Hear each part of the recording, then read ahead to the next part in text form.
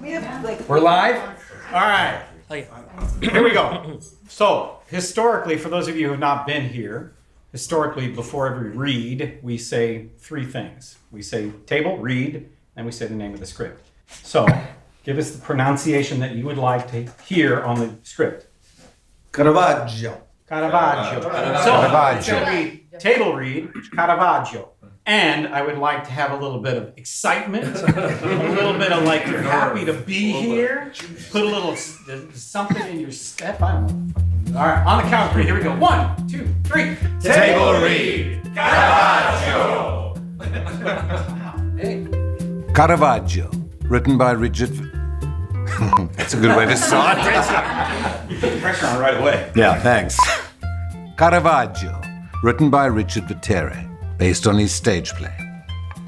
On black, on screen, Rome 1610. Sounds of the city, loud, deep, human voices, life at its fullest, overlaps into following scene. Fade in on, exterior ghetto of Ortaccio, the evil garden, Rome, night. Small groups of drunk men and prostitutes shout insults and seductions at one another. Caravaggio, intensely aware, in his 30s, piercing black eyes, wears a dramatic-looking black and gold tight-fitting jacket with a red vest and a rapier dangling from his belt and a leather satchel of wine in his hand. At his side are Giulio Mancini and Petronio Toppa. Mancini is the eldest, a poet, former merchant, wearing expensive rich green and gold, and Toppa is younger, a painter, wearing form-fitting blue jacket and brown vest.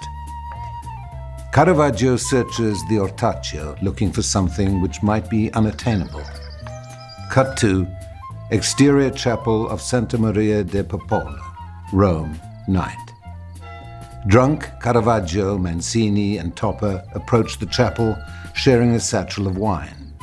Caravaggio pushes open the chapel door. Interior chapel of Santa Maria de Popolo, Rome. Annibale Carracci, late 30s, stands in the aisle looking up at a painting. He's dressed humbly in brown, non-distinct clothing despite his fame. Though his eyes sparkle with intelligence, there is a pained expression on his face, as if haunted by some impending doom he can't articulate. Hearing voices at the front door, he covers the canvas and hides behind an altar. Caravaggio enters the chapel. I need more light. Mancini and Toppa follow behind him laughing, blessing themselves and kneeling as they walk down the aisle. Oh, bless me, oh Father, for I have sinned. God knows you're a sinner. He doesn't need to be reminded. Get me another torch.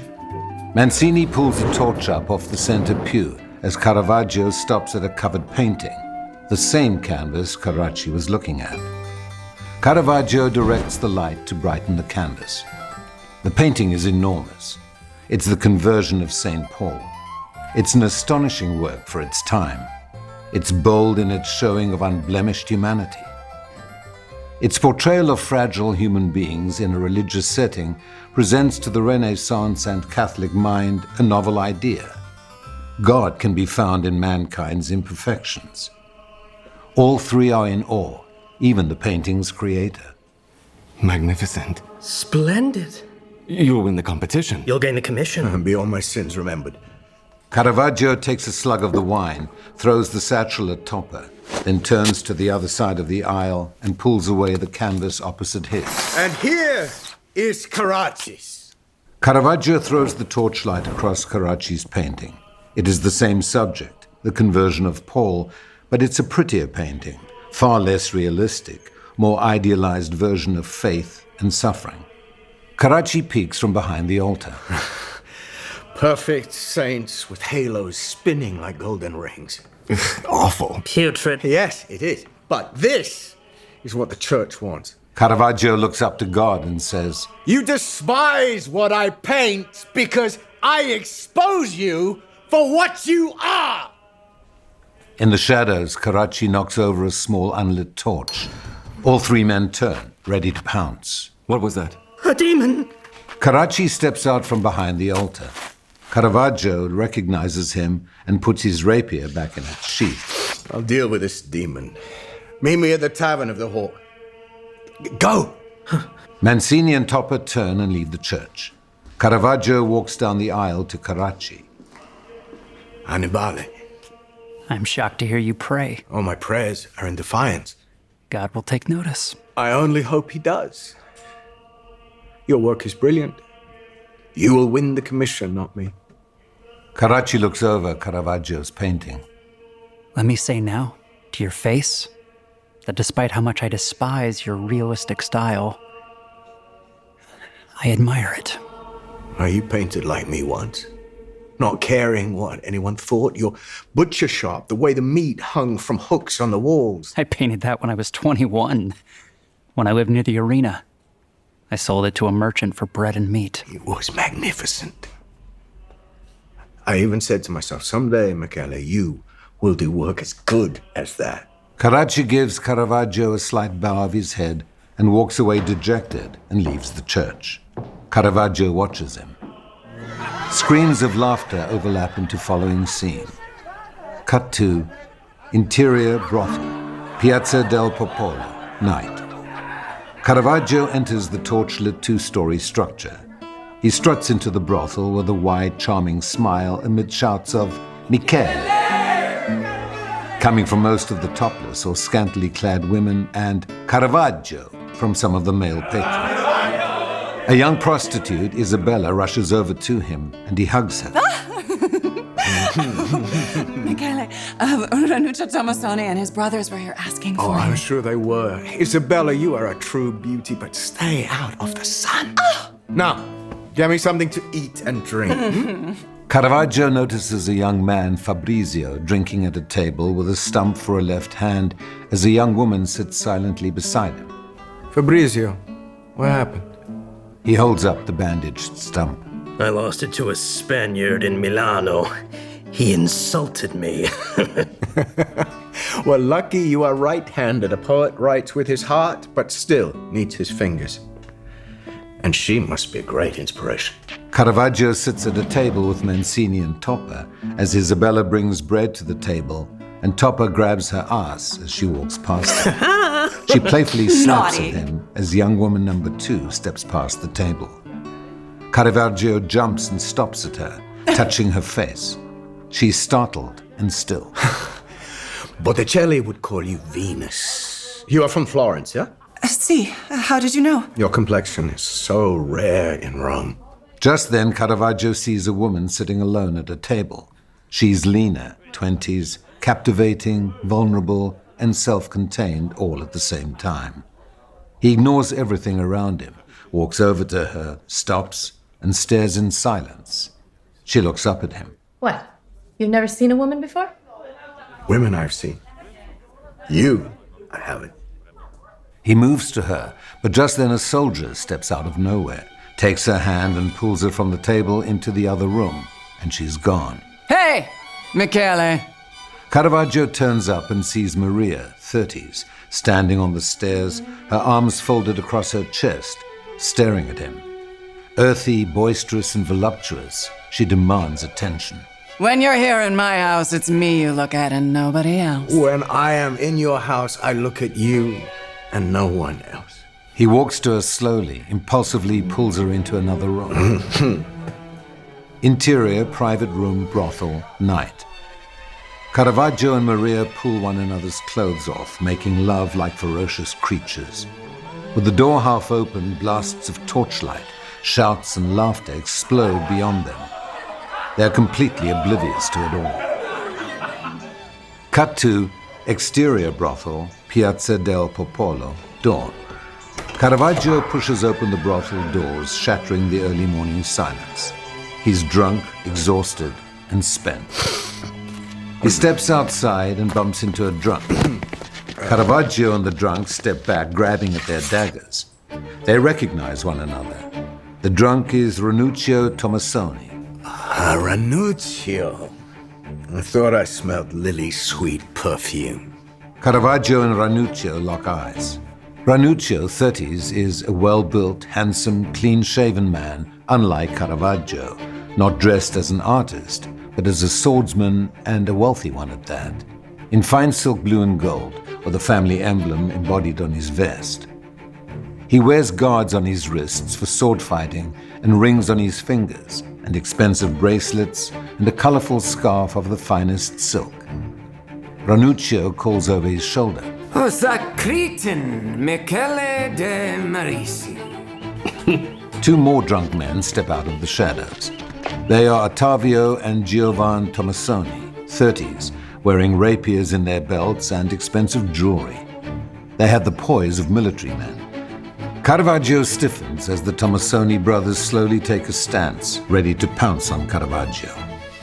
You owe me 10 scudi. And you'll have it when I am ready. Ranuccio grins as he and his brothers edge closer to Caravaggio.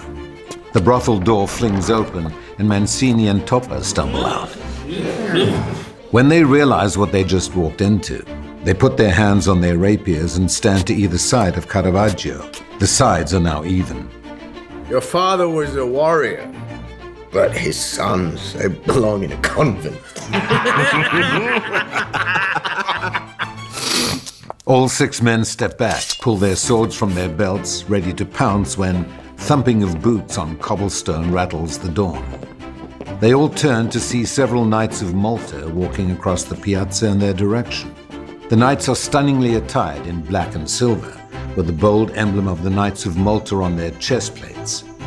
They carry their long swords proudly and intimidate by their sheer presence and reputation. Both sides back away. Caravaggio can't take his eyes off of the knights. To be a knight of the Order of Malta, that's the highest honor. Ranuccio turns to Caravaggio. One day, I will soak the piazza with your blood. Ranuccio and his brothers disappear into an enormous rising sun, orange and red, glaringly rising over the rooftops, soaking the street with its brutal light. Caravaggio to Mancini. One day I will soak the piazza with Ranuccio's blood and be damned.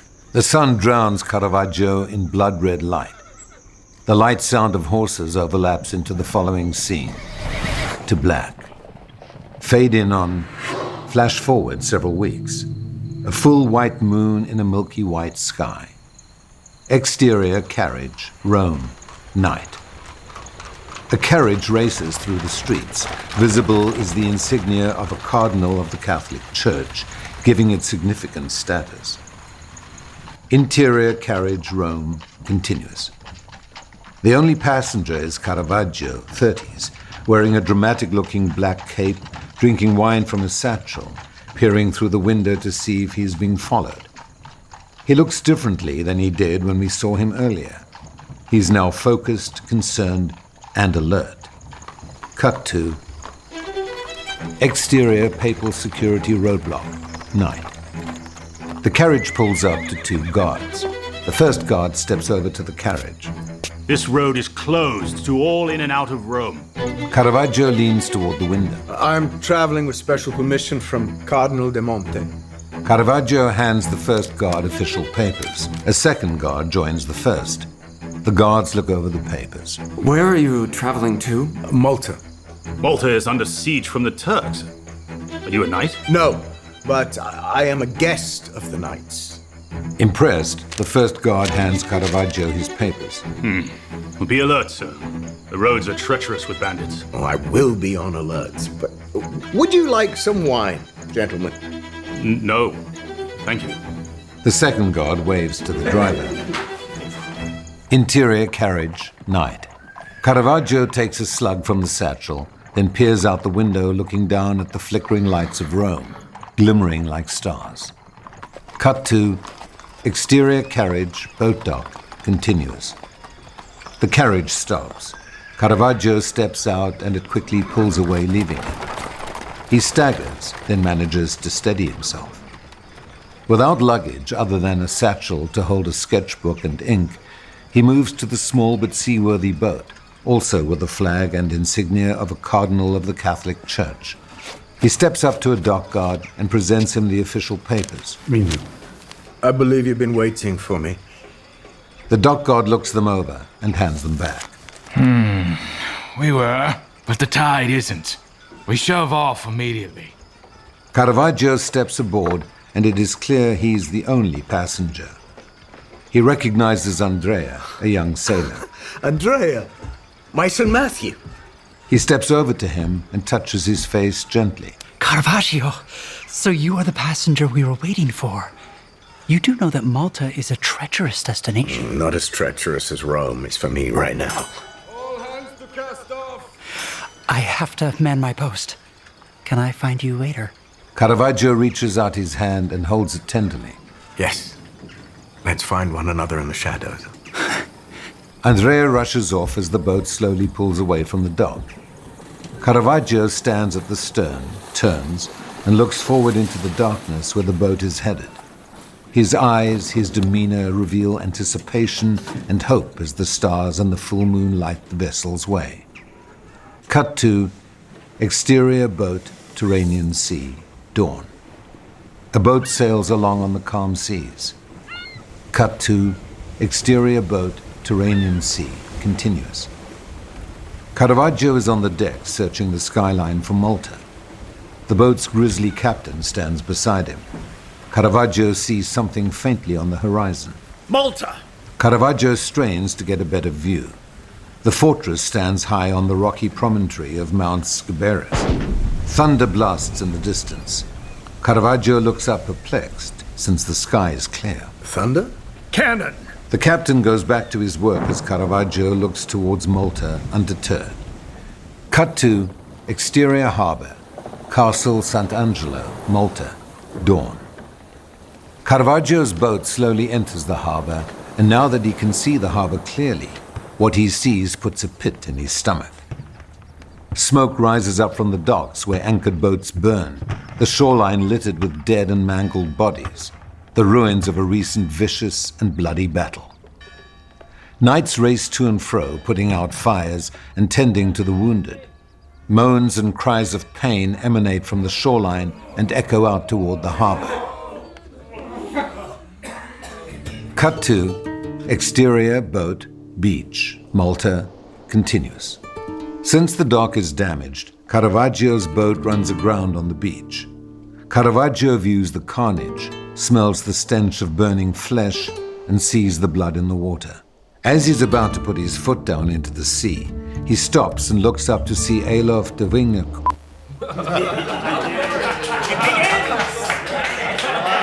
I knew that was going to happen. WIGNACOURT I'm doing, okay? That's it. As he's about to put his foot down into the sea, he stops and looks up to see ALOF de WIGNACOURT standing on the beach, dressed magnificently in his battle attire, with blood staining his breastplate and a gold sword in his hand. He stands over the bodies of 2 dead Turks he clearly just killed. ALOF has a beard that is going grey, and it hides several deep scars, but not all of them. His nose has been broken several times in battle and is elegantly dressed in brown leather and silver. He's oblivious to the surrounding hell-like environment, looks to Caravaggio and proudly lifts his chin. His eyes shine with delight to see Caravaggio, and a slow smile crosses his lips. Just then, a cloud of smoke covers the beach from the burning carcass of a small ship stuck in the harbor. Caravaggio coughs, and when the smoke is gone, so is ALOF. Cut to interior, entrance hallway, Castle Sant'Angelo, continuous. Caravaggio steps up into the castle and is quickly confronted by Stefano della Croce, early 30s, tall, well-built, a knight with the rank of captain. I am Stefano della Croce, the Grand Master's captain-at-arms, and at your service. This way, please. Stefano leads Caravaggio along the path. Your visit took us by surprise. We only received the Cardinal's message last night. I hope you had a smooth crossing. Are we once attacked by bandits nor Turks? God was with you. Well, I didn't see him, but then it was the dead of night. Well, this way, please. He turns and walks down the hallway, and Caravaggio follows. Interior hallway, Castle Sant'Angelo, continuous. As they walk, despite how austere the castle seems, Caravaggio notices weapons and even some artwork on the walls. He notices one painting in particular and stops. Stefano also stops, perplexed. There's something wrong. Oh, I'm admiring this Tempesta. You appreciate his battle scenes? Oh, I applaud his use of blood and death, darkness. I know very little of art, but I can see the artist understands war. And I know very little of war, but I can see that the Grand Master understands art. Stefano nods, then leads Caravaggio further down the hallway. Exterior, hallway outside Caravaggio's room, continuous. Stefano stops in front of a thick wooden door with Caravaggio behind him. He opens the door to a room which resembles a prison cell. Your quarters. Interior, Caravaggio's room, continuous. Caravaggio enters deeper into the small room. It is stark, unadorned. There is a table with a bucket of water and a Bible sitting on it, as well as a small enclave where to kneel and pray. The window has iron bars on it. There is a bed with a mattress, a blanket, and a single pillow, but nothing else. He touches the mattress and makes a face.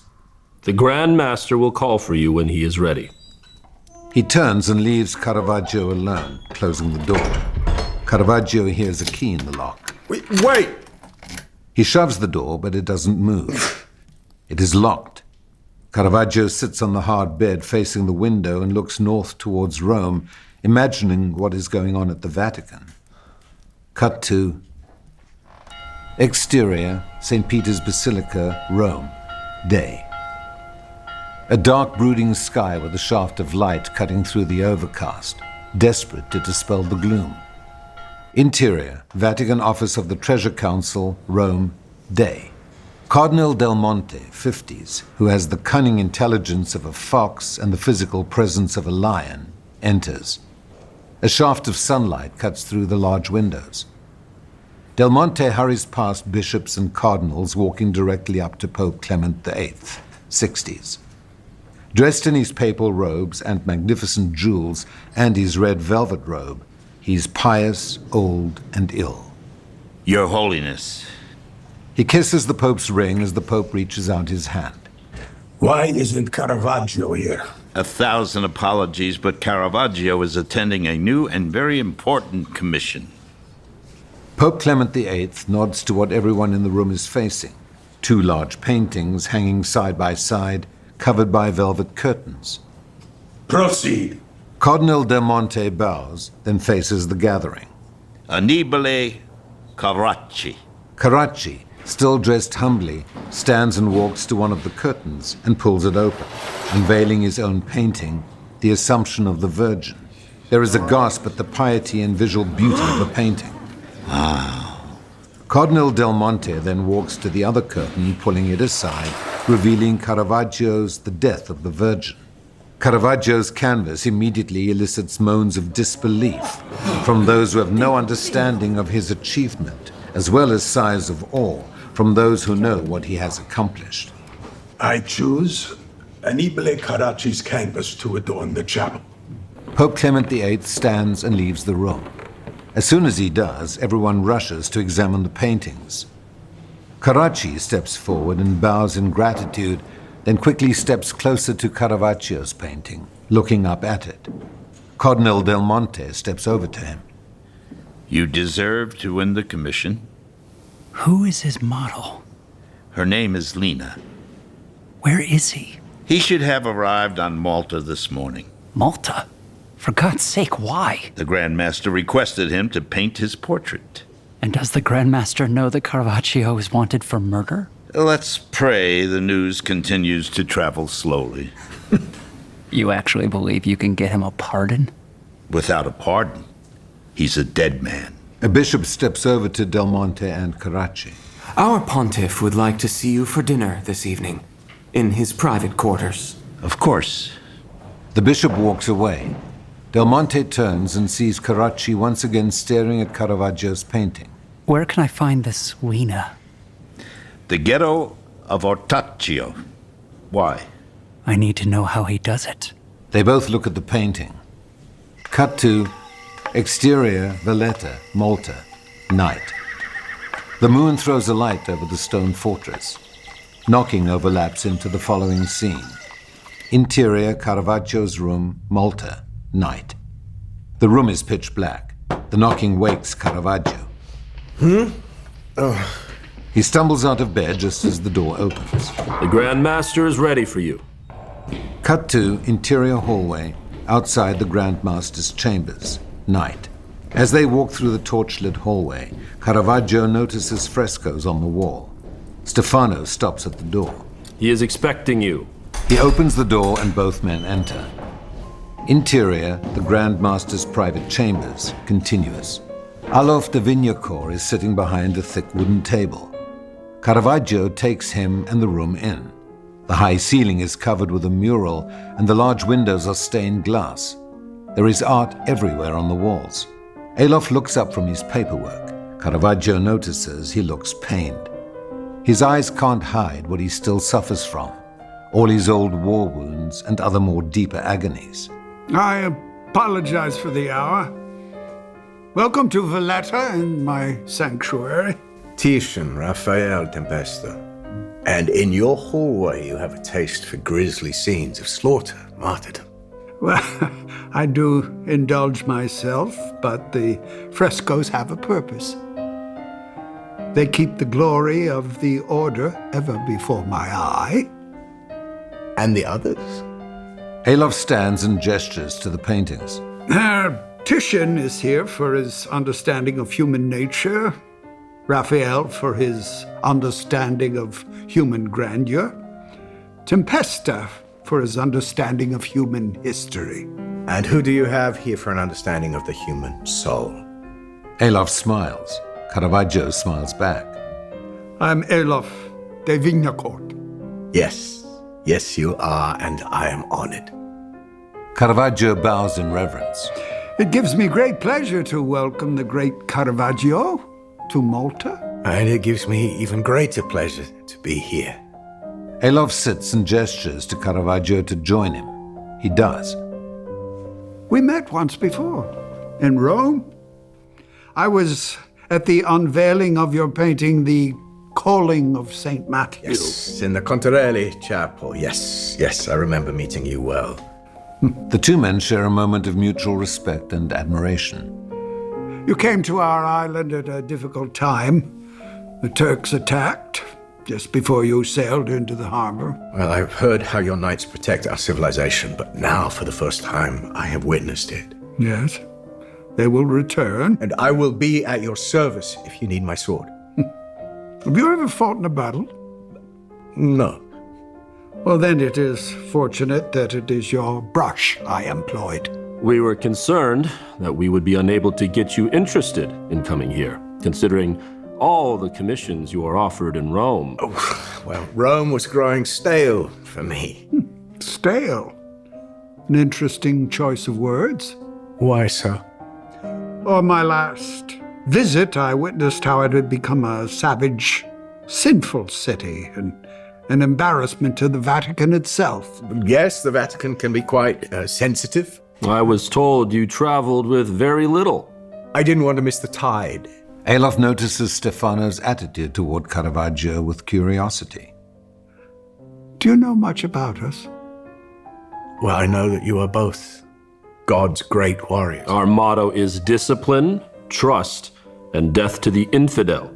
We live sparsely, we pray for God's guidance, and we are celibate. Oh, celibate, yes. To purge the soul, no doubt. The soul, the heart, the mind. We are having a dinner in your honor tomorrow night. In my honor? Yes. My men want to meet you, and I want you to meet them. It might help you in your creation of my portrait. He stands and walks to the door as Caravaggio follows. Here, away from your life in Rome, you will soon find that the world outside these walls means nothing.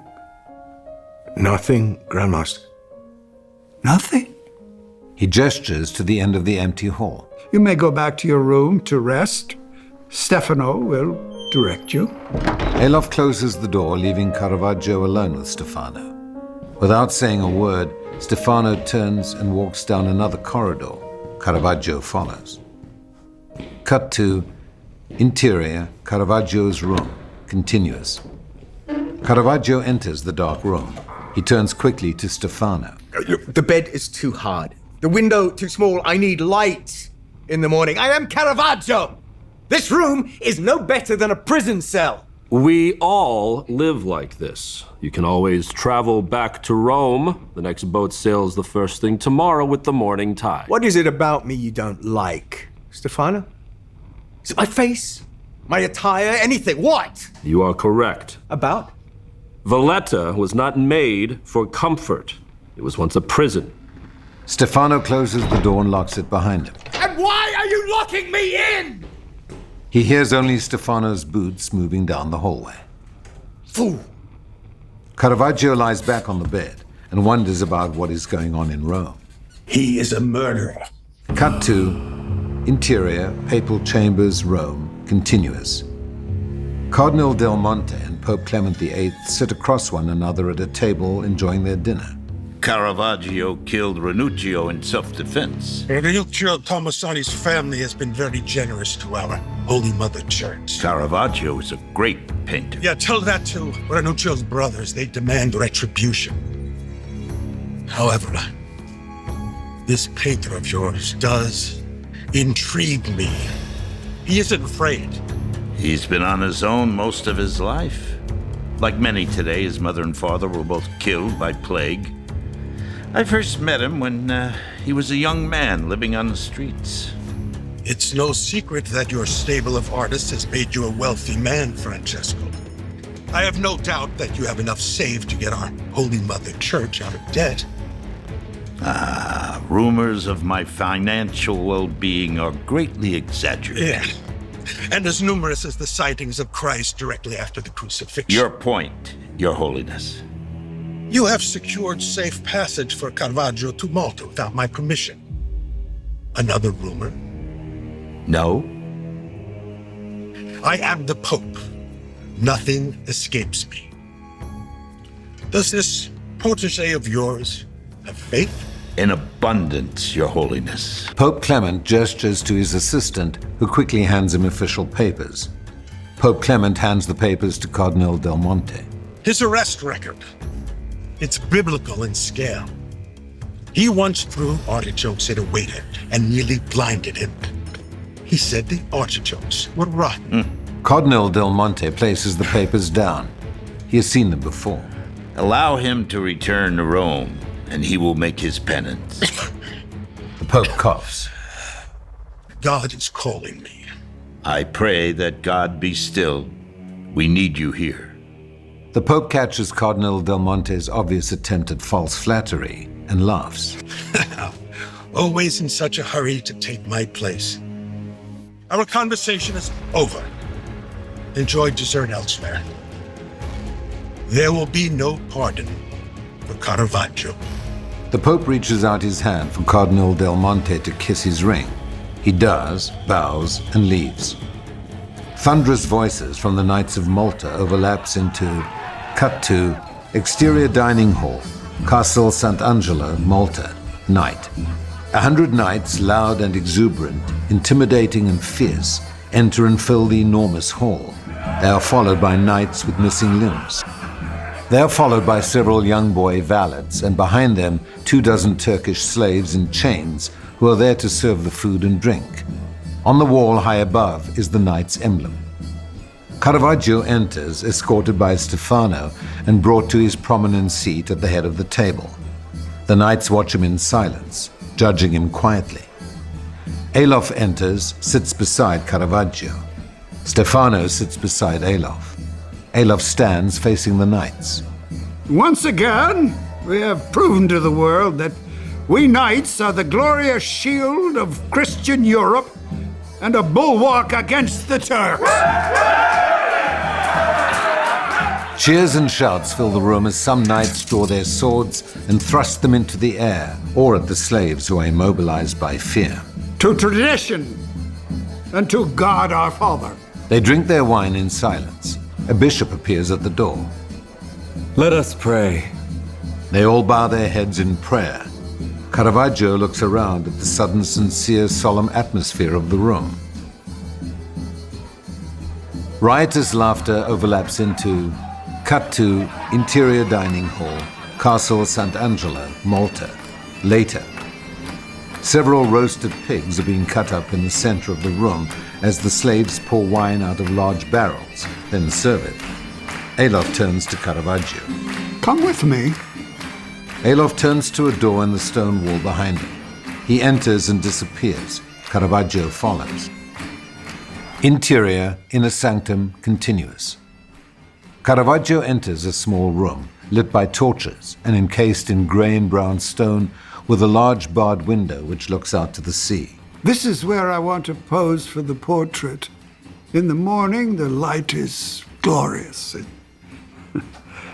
Of course, as soon as you decide, paints and brushes will be delivered. Grandmaster, you should be aware that I dislike doing portraits. And why is that? I don't paint to please. I am painting your portrait because in Rome, when the knights enter the piazza, the hoodlums fall back and the cavalier bow with admiration. That said, your eyes will stay on your side of the canvas until the portrait is completed. And you take the portrait as is. But I will have suggestions. Then get ANNIBALE CARRACCI. I don't want Carracci. It is you that I want. Why do you dislike his work? Do you question his faith? No, I question his taste. ALOF bursts out in laughter. There's a moment of genuine affection between the two men. Return to the festivities. You are the guest of honor. So I am. Interior dining hall, later. Caravaggio puts his arm around a knight sitting beside him, and both are laughing. Then Caravaggio jumps up on the table and raises his cup. To the great Knights of Malta!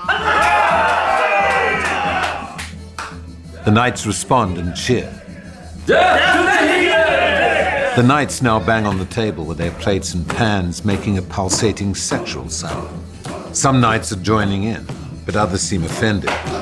Caravaggio then leads some of the knights on the table in a dance, where they are swinging their hips, shouting and swaying. Caravaggio slips and falls to his chair, laughing.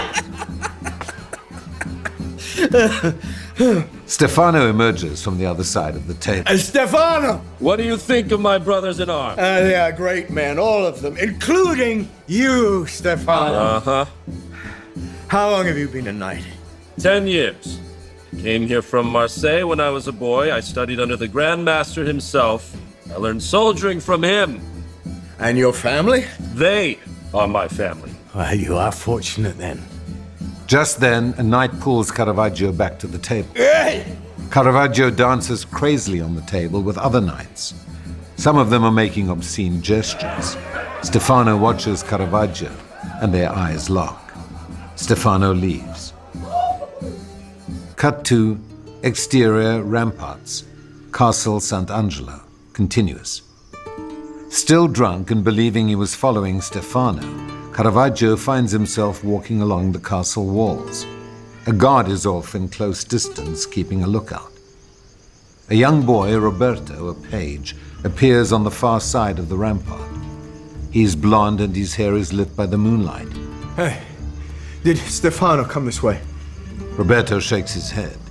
You don't speak, but you understand, good? Roberto nods. Well, I'm from Rome. It's crowded, noisy, right? Now I would be with my friends in the Tavern of the Hawk or the Tavern of the Moor, unless we go to the Ortraccio, the Garden of Evil. A light falls across them. They look up. The light is from a window above them. Roberto eases back out of the light, not wanting to be seen. Roberto! Both Caravaggio and Roberto look down the rampart and see Stefano walking towards them. Afraid, Roberto quickly turns and runs away in the other direction. Stefano reaches Caravaggio, but looks past him. I'm looking for a page. You just broke curfew. Oh, Caravaggio drunkenly stumbles, gathers himself, and gives a mock bow. Many pardons. Whatever you put in your wine here in Malta is certainly potent. We are aware of your life in Rome. The bars, the brothels, the fights, the prostitutes. I say to you, Michelangelo de Medici Caravaggio, tread carefully. Oh, and I say to you, your eyes shine magnificently in this light. Stefano glares sharply at Caravaggio and is about to walk away when Caravaggio catches him by the arm. I have no intention of offending. Without answering, Stefano turns and leaves the rampart. Caravaggio turns and faces the wind coming out from the darkness and the sea. Laughter fills the night air and overlaps into... Flashback to exterior brothel, Piazza del Popolo, night. Caravaggio and Ranuccio lock eyes in the early morning twilight. One day, I will soak the piazza with your blood. I will soak it with yours. Flashback end. Exterior ramparts, Castle Sant'Angelo, night. Caravaggio stands alone. Ranuccio. He's drained by the memory. End of Act 1.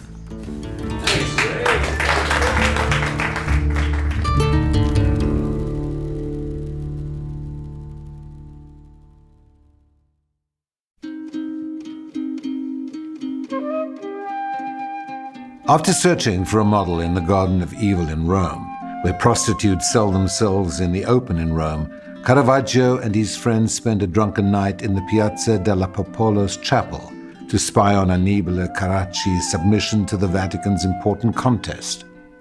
Caravaggio finds Carracci in the church, doing the same thing he is, and knows Carracci will win the commission. Caravaggio and his friends then visit a brothel, where at dawn he runs into Ranuccio Tomassoni, who demands Caravaggio pay him a debt he owes. Caravaggio refuses, and both men make an oath to one day spill the other's blood in the piazza. The story flashes forward to weeks later, as Caravaggio sneaks out of Rome in the dead of night on a ship to Malta to paint the Grand Master's portrait. We learn in scenes back in Rome with Cardinal del Monte and the Pope that Caravaggio has gone into exile to escape punishment for murder. On Malta, Caravaggio is threatened by the Inquisition.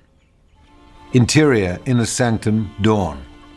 Caravaggio faces ALOF, who is dressed in full body armor, holding a staff with a long sword on his belt, and Roberto at his side. Is the light satisfactory? Yes, it is. Is that what you intend to wear?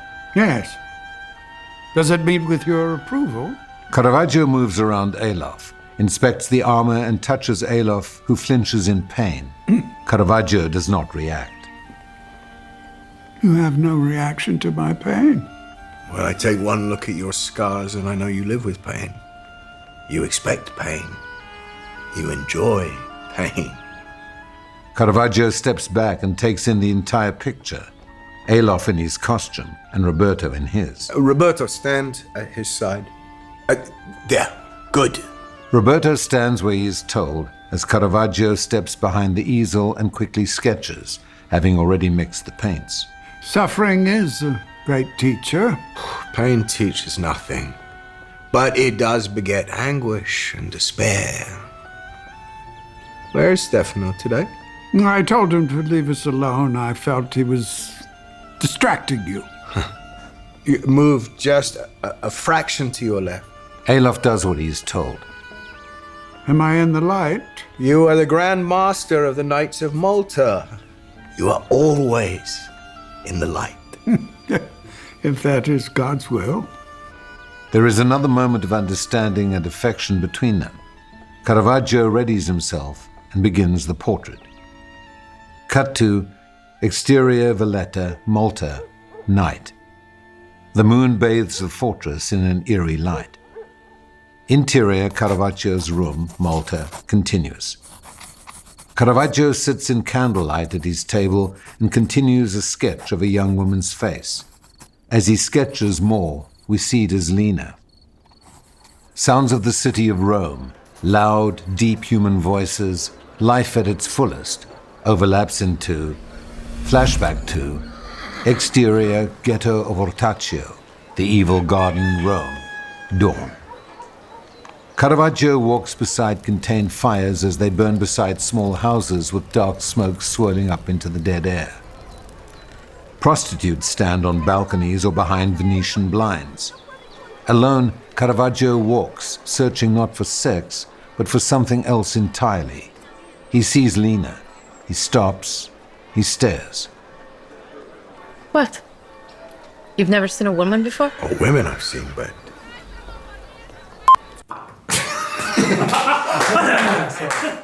That's it. Good rewrite. That's What?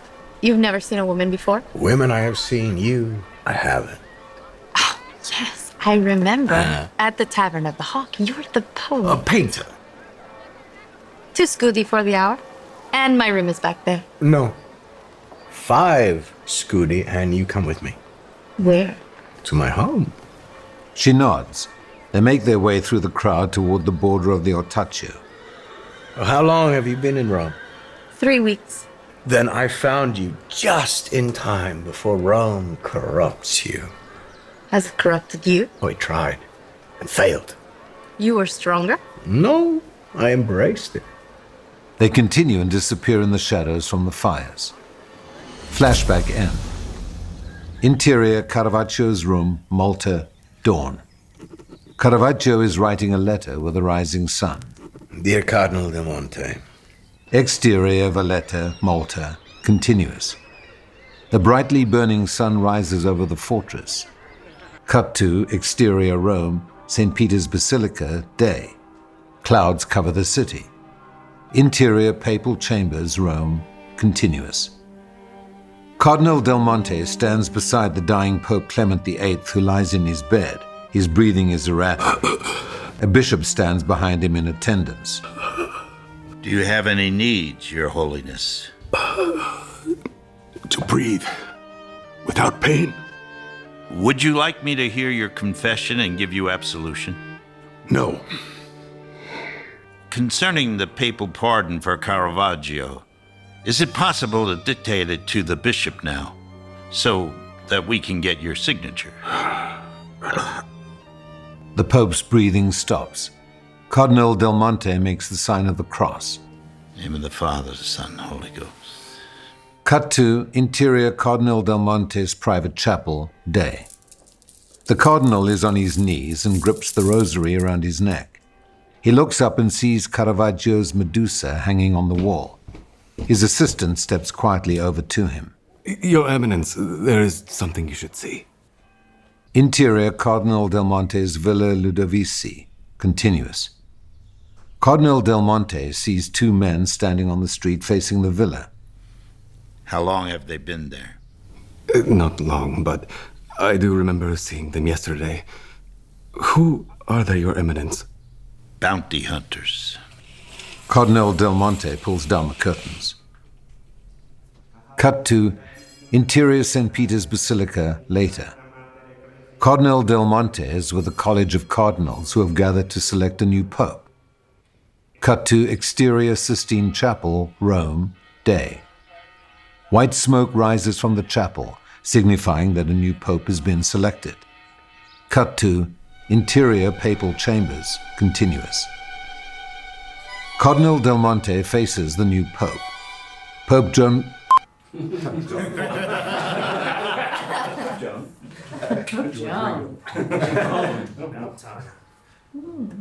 Cardinal Del Monte faces the new pope. Pope Paul V is vigorous and vital, youthful and energetic. I cannot and I will not tolerate these random killings in our city. He killed in self-defense. Our Lord turned the other cheek. Your Highness. We're seeing allegiances in the room. Your Holiness, our Lord didn't live in Rome at the turn of the 16th century. We have emerged from the Dark Ages, but the barbarian hordes still have their hold on us. Their ways are still in our blood. Our faith will change all that. Caravaggio asked me to present this to you as a gift, in hopes that you will have mercy on him. He painted it before he left Rome. Cardinal Del Monte nods to his aide to remove the cover from a canvas. Is he still on Malta? Yes. He writes me short notes. I hear that the Grand Master had a dinner in his honor. The painting is the Weeping Magdalene. It is clear by his reaction that the Pope is moved. I had never seen so much love and pain in one face. Cardinal Del Monte places a petition on the table for the Pope to see. And this here is a petition signed by 9 of your most respected cardinals asking you to pardon him. The Pope glances at the list of names. Explain to me your devotion to this Caravaggio. Our Holy Mother Church needs such advocates for our flock in such dire times. You are a politician to the core. Pope Paul V struggles not to be moved. Michelangelo, Titian, Botticelli, Leonardo. He is one of them. The Pope waves his hand for the Cardinal to leave, but Del Monte knows he's making his point. Interior hallway outside papal chambers continuous. As Cardinal Del Monte leaves the private chambers, he's confronted by the Tomassoni brothers, OTTAVIO and GIOVAN. Cardinal Del Monte. Yes? I'm Ottavio Tomassoni, Ranuccio's brother. And I am Giovan Tomassoni. We would like to inquire if you know the whereabouts of the painter Caravaggio. I secure his commissions, gentlemen. I do not schedule his appearances. I am sorry for your loss, and bless your brother Ranuccio's soul.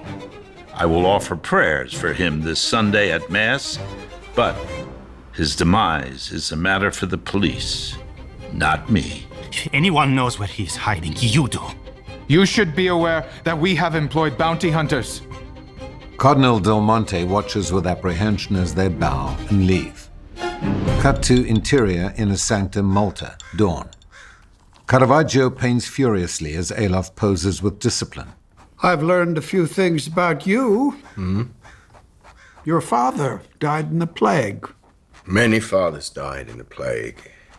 A man without a father must be compelled to search for him all his life. Not long after he died, your mother died as well. Caravaggio paints, fully absorbed. When you look face to face with God on Judgment Day, what do you think his likeness will be? God wears a hood. Of course he does. He fears that his love will blind us. His love can be a terrible light. Oh, his love. Where is it? You've seen it, my son. Oh, I have? It is in your painting, The Call of Mal. Oh, shit. Yeah. It is in your painting, The Call of St. Matthew. When I first saw it, I was in a troubled place in my faith. God was testing me. But your painting took me back to the fold, just the way our Savior stood in the shaft of life with his finger pointed to Matthew. In the silence, you could hear him saying, "I've come for you." Bruce, there's just a typo here. It should be the calling of St. Matthew. Oh, yes, we can the just pick up- calling. Correct. So just pick up that first sentence, or if you want to read all the way through it, that's fine. Let's go all the way through that. I think you said life again instead of light. So it's right here, it's the shaft of light with his finger. His love. Where is it? Oh, you've seen it, my son. I have? It is in your painting, The Calling of St. Matthew. When I first saw it, I was in a troubled place in my faith. God was testing me. But your painting took me back to the fold, just the way our Savior stood in the shaft of light with his finger pointing to Matthew. In the silence, you could hear him saying, "I've come for you." A horn blasts through the room from atop the castle walls. The Turks are in the harbor. He rushes out as Caravaggio rushes to the window, hearing agonizing screams. Exterior Tyrrhenian Sea continues. fires are floating on the sea toward the shore. Interior Inner Sanctum continues. Caravaggio gathers his courage and leaves. Interior Caravaggio's room continues. Caravaggio enters, grabs his sword, and rushes out. Exterior Fortress continues. Caravaggio sees ALOF directing his knights toward the fires, floating towards them out of the morning mist. Lorenzo, form a line. Giacomo, take your men to the boat. The rest, hold your ground. Caravaggio realizes that the fires are actually knights nailed on wooden crosses and set afire to be burned alive. The screams of agony drown out the shouts from the knights who race into the waist-deep water to pull the burning knights into the water. Caravaggio is unable to move when Stefano, seeing him, grabs him. This way! They rush quickly to reach the boat and pull it to shore as a burning knight nearby screams in pain. Help me, brothers! Help me! Caravaggio and Stefano pull the still-breathing knight to the sand as Caravaggio covers him with his own shirt, getting a minor burn as he does. Stand guard! Caravaggio turns to see ALOF with Stefano at his side, now standing on the shoreline. As the rising sun burns the mist away, several Turkish corsairs appear. They are headed for the beach. It is a trap. ALOF turns to the beach to see where his knights are appointed and sees Caravaggio. Their eyes lock. At that moment, Caravaggio is compelled to prove himself, to embrace the knights in a way he wasn't expecting. He races to join ALOF as cannons on the turrets of the castle walls explode over his head. Return to safety! No, I belong here with you! ALOF turns to rally his knights. Steady your nerves, my brothers. The dervishes will attack us. Now, here they come! The Turks reach the beach and disembark their corsairs, rushing in with the tide, swinging their curved swords and waving their flag of the gold ball and crescent moon. Just then, the beach explodes with cannon blasts from the Turkish offshore ships. Caravaggio throws himself to the sand as cannonballs hit the beach, exploding on contact right on several knights. They are blown up and cut in two as body parts, sand and sea fly into the air and back down again. Caravaggio raises his head, preparing for the onslaught when another cannonball shell hits the dock, blowing up several more knights. They scream in pain as they lose limbs. Splinters of wood rain down on Caravaggio, ALOF and Stefano. One particular sharp piece cuts into Caravaggio's shoulder. Caravaggio falls to his knees as his shoulder bleeds. Seeing that it is a flesh wound, he quickly wipes the blood away with his bare hand. Just then the Turks swarm the knights. It is too late for Caravaggio to run. He finds himself in the thick of it. Turks and knights fight in hand-to-hand combat all around him. A Turk slashing his sword comes at Caravaggio, who slashes his sword back. Caravaggio's sword rips into the Turk's flesh. He pulls his sword out of the Turk, bringing with it flesh, muscle, and pouring blood. There is a gurgling sound as the Turk falls to his knees. Caravaggio quickly joins ALOF and Stefano, and together they form a circle to protect one another from the fanatical Turks. Caravaggio looks to Stefano, fighting off several Turks, and then to ALOF, on one knee, fending off two Turks at once. Caravaggio rushes to assist ALOF, who pushes himself up, stabbing one of his attackers through the heart. The other attacker comes at him as ALOF loses his balance in the sand, again falling to one knee. The attacking Turk swings his sword at ALOF, cutting him slightly above the eye. Caravaggio jumps in front of the attacking Turk to protect ALOF by jumping on the Turk, knocking him to the ground with his hand on his throat. He throws the Turk on his side, then reaches for the Turk's sword and pulls it from him. He then sticks him in the heart.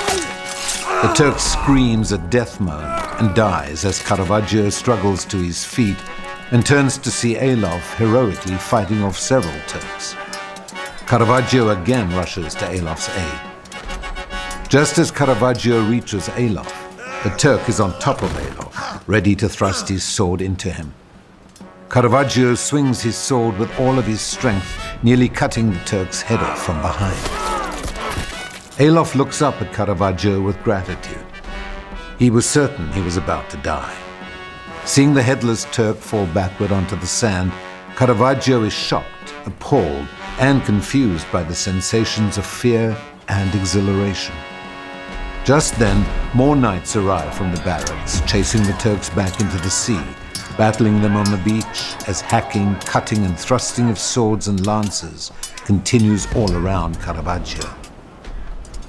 Caravaggio watches as Stefano leads the knights in pursuit of the Turks, who are now throwing themselves into the sea in desperate hopes of reaching their ships.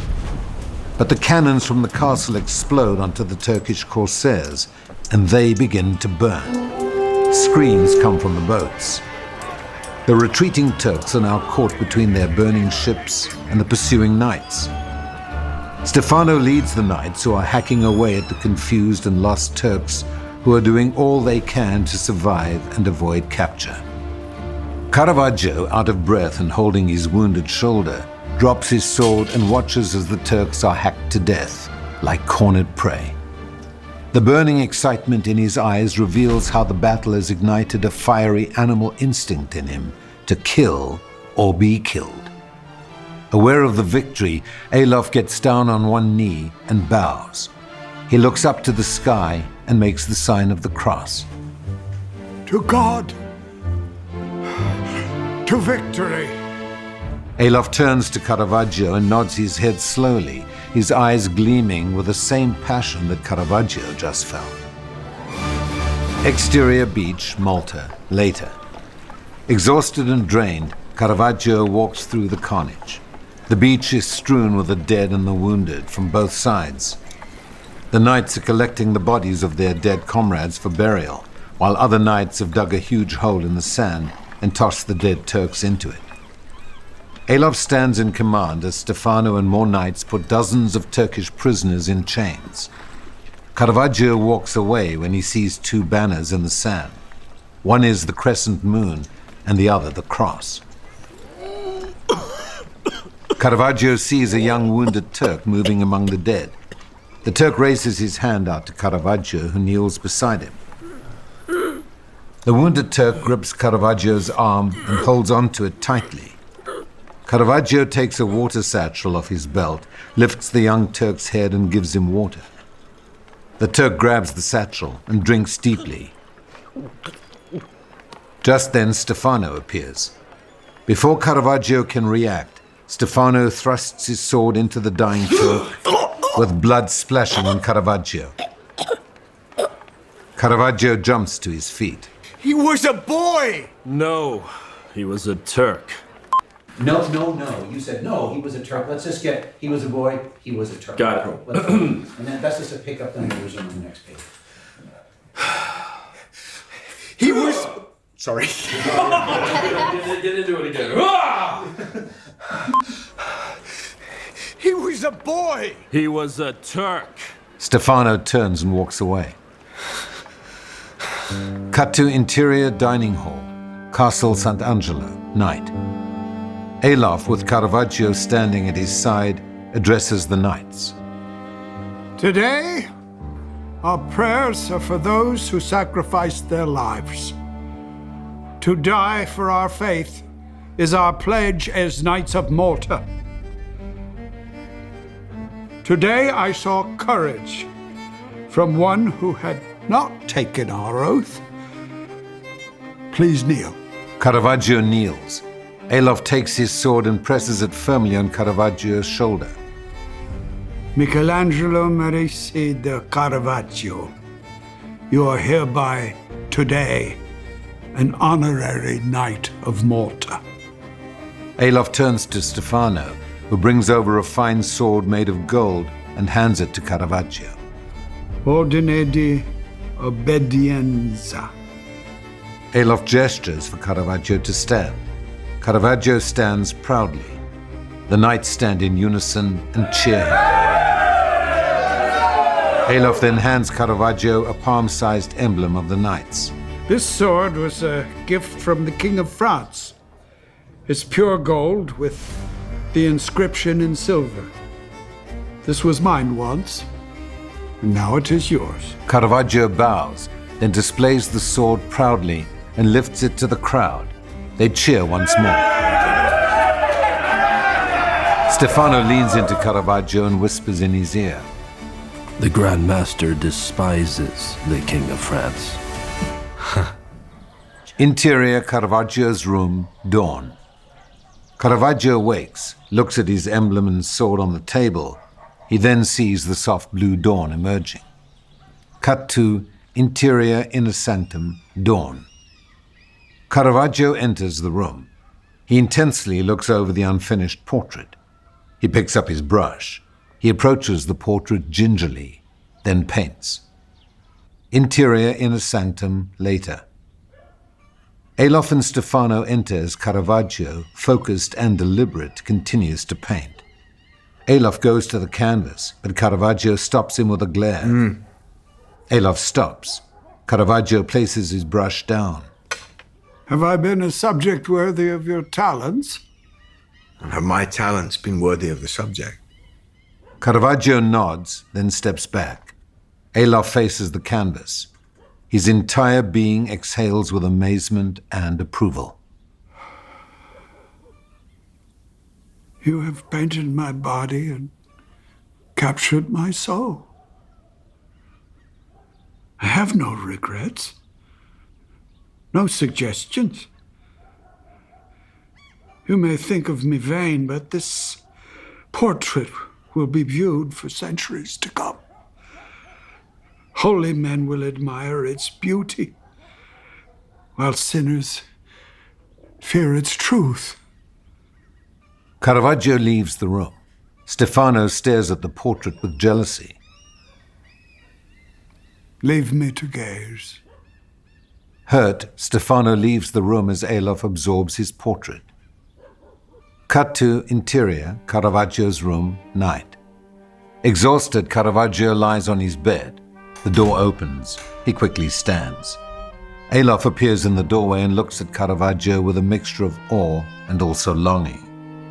The moment between the men suddenly defines their growing relationship. ALOF takes a step towards Caravaggio, then stops himself before he goes too far. He turns abruptly and leaves the room. Caravaggio slowly goes to the door and closes it. He sees the nearly completed sketch of Lena on the table, sits, and sketches. Lena! The sound of voices, shouts, laughter, and taunting overlaps into flashback to exterior ghetto of OTTAVIO, the evil garden, Rome, night. Ranuccio faces Caravaggio and Lena. You're with this cretin. I thought I smelled a horse stable. Caravaggio stiffens as both OTTAVIO and GIOVAN, both drunk, step out of the shadows ready to pounce. Ranuccio grins as he and his brothers edge closer to Caravaggio. She's my Lena. The brothers pull their swords from their belts. No! Cannon fire overlaps into the following scene. Flashback end. Interior Caravaggio's room, Malta, day. Cannon fire. Caravaggio sits up abruptly from his sleep as bright afternoon light falls across his bed.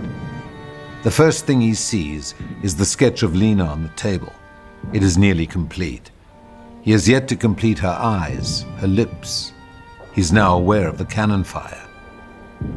Exterior prison yard, Castle Sant'Angelo, continuous.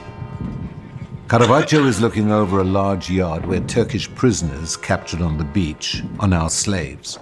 The stench is strong. Caravaggio watches as dozens of armed knights lead dozens of Turkish prisoners off into the far side of the yard. The prisoners are then made to get down on their knees. With their hands tied behind their backs, the knights come up behind them and begin to behead them one at a time. Caravaggio watches as other prisoners gather up the bloody heads and put them in bags. The prisoners then place the bags near the three cannons. The knights open the bags, take the heads out, place them in the cannons, and blast the heads out to their targets. The targets are several Turkish corsairs lingering in the harbor. Caravaggio finds a small charcoal rock and sketches the face of a Turk on a slate rock in front of him, grimacing in fear about to be beheaded. Stefano walks over to Caravaggio. The Grand Master wants you. Caravaggio gets up and walks away. Stefano sees the sketch and rubs it out with his boot. Cut to interior private quarters, Castle Sant'Angelo Day. Caravaggio stands facing ALOF. You are aware of how pleased I am with the portrait. Yes. There's something more I want to discuss with you. Please sit. Caravaggio sits. I want a second portrait. I have a pose I want to suggest. Are you disappointed? That was not our agreement. True. But you will be paid for your work. Pains me to see you want to leave us. I had a life before Malta. Is not this life here fulfilling? In some ways, yes. In many ways, no. Am I your prisoner? You've never been a prisoner. Caravaggio leaves. ALOF stands, closes the door, then pulls a dagger from his desk drawer, pulls up his sleeve and cuts himself. God forgive me. He quickly stops the bleeding. There is a knock at the door. Yes? Stefano enters. It is an excellent painting. And still you don't trust him. He is not one of us. Well, then prove to me his soul is not worthy. Stefano leaves as ALOF shudders with his struggle. Cut to interior, inner sanctum, day. Caravaggio paints ALOF with Roberto as they pose, and Stefano watches. Interior, inner sanctum, later. Caravaggio labors over the canvas. Roberto falls asleep. He collapses for a moment, then gets up, immediately horrified. With his gloved hand, Stefano smacks Roberto across his face. Caravaggio picks up Roberto and glares at Stefano. Stefano puts his hand on his sword. Caravaggio puts a slight dab of paint on his nose. ALOF laughs. Humiliated, Stefano glares at Caravaggio, who goes back to his canvas. ALOF is clearly pleased by Caravaggio's humanity and shuns Stefano, who is pained by ALOF's reaction. Cut to interior, inner sanctum, day. Caravaggio and ALOF are alone in the room as Caravaggio paints. Is there a man there in your canvas? Or an emblem of faith? Oh, I painted a man. Do you see anything else? I don't see angels buzzing over your shoulder or saints standing on your nose. Well, if you did, there'd be no room on the canvas for the man or his faith. What about his desires? Is there room for what he aches for? Caravaggio touches ALOF's cheek as if to kiss him. ALOF doesn't move. Rejected, Caravaggio turns back to the canvas. Cut to interior, Caravaggio's room, night. Caravaggio continues his sketch. No, stand there. In the moonlight. Flashback to interior, Caravaggio's home studio, Rome, night. Caravaggio pulls away the curtain, allowing moonlight to wash over Lena's face. What do they call you? Lena. He walks around her. His eyes inquire into her entire being with charm. She undoes her hair and it falls over her shoulders. She drops her undergarments and then gets down on the bed. And you are from Grossolia? How did you know? The brow, mostly, and the eyes. He turns away, leans over his water basin and bathes his face and dries himself. Have you been there? No. But when you live in Rome, you don't have to travel to see the world. The world comes to you. You left Grossolia to escape the plague. Yes. I told my mother I want to go to Rome. She said, go while you are still young. And she followed me. He then places his canvas between her and the window. You want a model? But you are paying me too much. Just looking at that face, I see my virgin, and you are worth every Scudi. You're posing me for the Virgin and you have me naked? I can't do that. No, not nude. You're hungry. I'm sorry, I didn't realize. Here, take some bread and meat. She eats hungrily from food on the table. I used to eat like that. He pours her water and hands it to her. You came here poor? When I first came to Rome, I swallowed what dogs wouldn't eat to stay alive. How did you survive when you came to Rome? I painted. Why are you looking at me like that? Because I see all life in your face. Flashback end. Interior Caravaggio's room, Malta, night. The sketch is complete. Cut to interior inner sanctum, day. Caravaggio stares closely at the canvas, at ALOF, then steps back. I've been where you tread, my son. I was once a slave to the flesh. I see the agony I once lived now alive in your eyes. ALOF turns to the canvas. Splendid. Caravaggio moves past him to leave. ALOF takes his hand. Yes. Both men take in the moment. Caravaggio leans in. There is nothing to fear between you and I. What you feel, what we do. Caravaggio kisses ALOF, then steps back. ALOF allowed the kiss, but then, just as abruptly, he also steps back. The tension between the two men is electrifying. Caravaggio realizes he needs to leave. ALOF moves to follow him and stops himself. Cut to interior the Grand Master's private chambers, night. ALOF is kneeling before a small statue of St. Peter when Stefano enters with a letter from Caravaggio. ALOF makes the sign of the cross, stands and looks to Stefano. It's addressed to Cardinal Del Monte in Rome. This time I opened and read it. I did not give you the authority to read his mail. You told me to prove my concerns. He asks if there has been any progress in his pardon from the Pope. A pardon? Send the letter ahead, then. Look into the meaning of the request. ALOF sees the sketch of Lena with the letter. What is that? A sketch with the letter. ALOF looks. Send it ahead as he had it. He's lied to us. Be careful, Stefano. I am fond of him. Stefano leaves. Cut to exterior courtyard, Valletta, day. Caravaggio follows Stefano through the courtyard which leads to a chapel. Interior, the chapel of St. John, day. Stefano leads Caravaggio to a large blank wall. There is plenty of light from the stained glass windows. Why are we here? The Grand Master wants the beheading of St. John the Baptist on this wall. And when you are done with that, he wants a Cupid in his private chambers. Why is my door locked at night?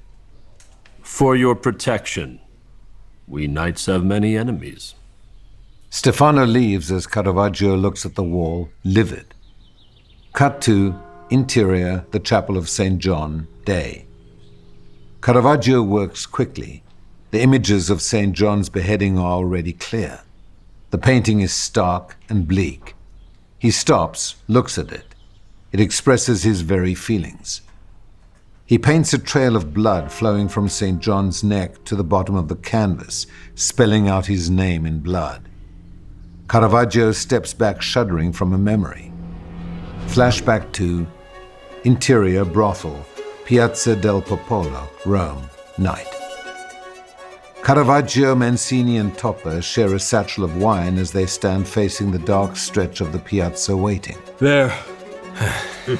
They see Ranuccio and his two brothers appear at the far end, walking towards them. The two groups of men walk towards one another, readying their swords. When they are only a few feet away, they stop. You owe me Scudi. Here. Take it. Caravaggio pulls Scudi from his pockets and it drops to the ground at his feet. With his sword in hand, Ranuccio rushes at Caravaggio, but stumbles off balance as Caravaggio raises his sword forward to protect himself. The steel cuts deeply into Ranuccio's belly. Caravaggio pulls out his sword. Ranuccio glares at Caravaggio, stunned.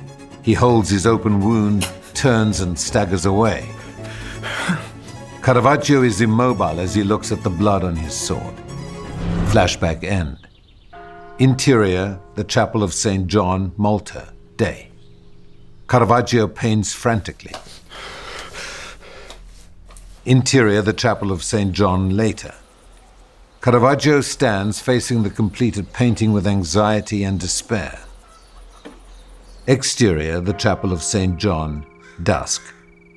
Caravaggio steps out of the chapel towards the beach. Exterior beach, Valletta, continuous. Caravaggio walks along the beach, seeing Stefano walking from the fortress towards him with 2 guards. Stefano gestures to the knights to continue keeping guard and to walk on. Caravaggio turns to walk in the opposite direction, but Stefano follows him. Realizing that he has no choice but to confront Stefano on the empty beach, he stops and turns to him. Am I interrupting your praying? I wasn't praying. Then why out here? Looking for Sicily, which never seemed so alluring. I never knew what real loneliness was until I came to this island. But there is God everywhere. I wasn't talking about that kind of loneliness. Interior, the Grand Master's private chambers, continuous. ALOF stands at the window, seeing Stefano and Caravaggio on the beach below. Exterior beach, continuous. Caravaggio and Stefano walk on. The moonlight has always fascinated me. The moon has no light of its own. That's heresy. It's science. When I was in Rome, with the Grand Master, I saw some of your work. You paint men more beautifully than I have ever seen. I thought art didn't interest you. I wasn't talking about art. I haven't touched another human being in months. You talk of months, I talk of years. You said the knights have enemies even here at Valletta. What am I to make of you? You don't trust me. Caravaggio grabs Stefano and kisses him on the mouth. Stefano pulls away, then walks off. Stefano! It is settled now. What is settled? Caravaggio watches Stefano disappear down the beach, then looks up at ALOF's window. Interior, the Grand Master's private chambers, continuous. ALOF steps away from the window in anger. Cut to interior Caravaggio's room, night. Caravaggio enters his room, closes the door, then quickly writes another letter to Cardinal Del Monte. Cut to interior, the Grand Master's private chambers, day. Caravaggio faces ALOF, who gestures to the wall. I want my Cupid there.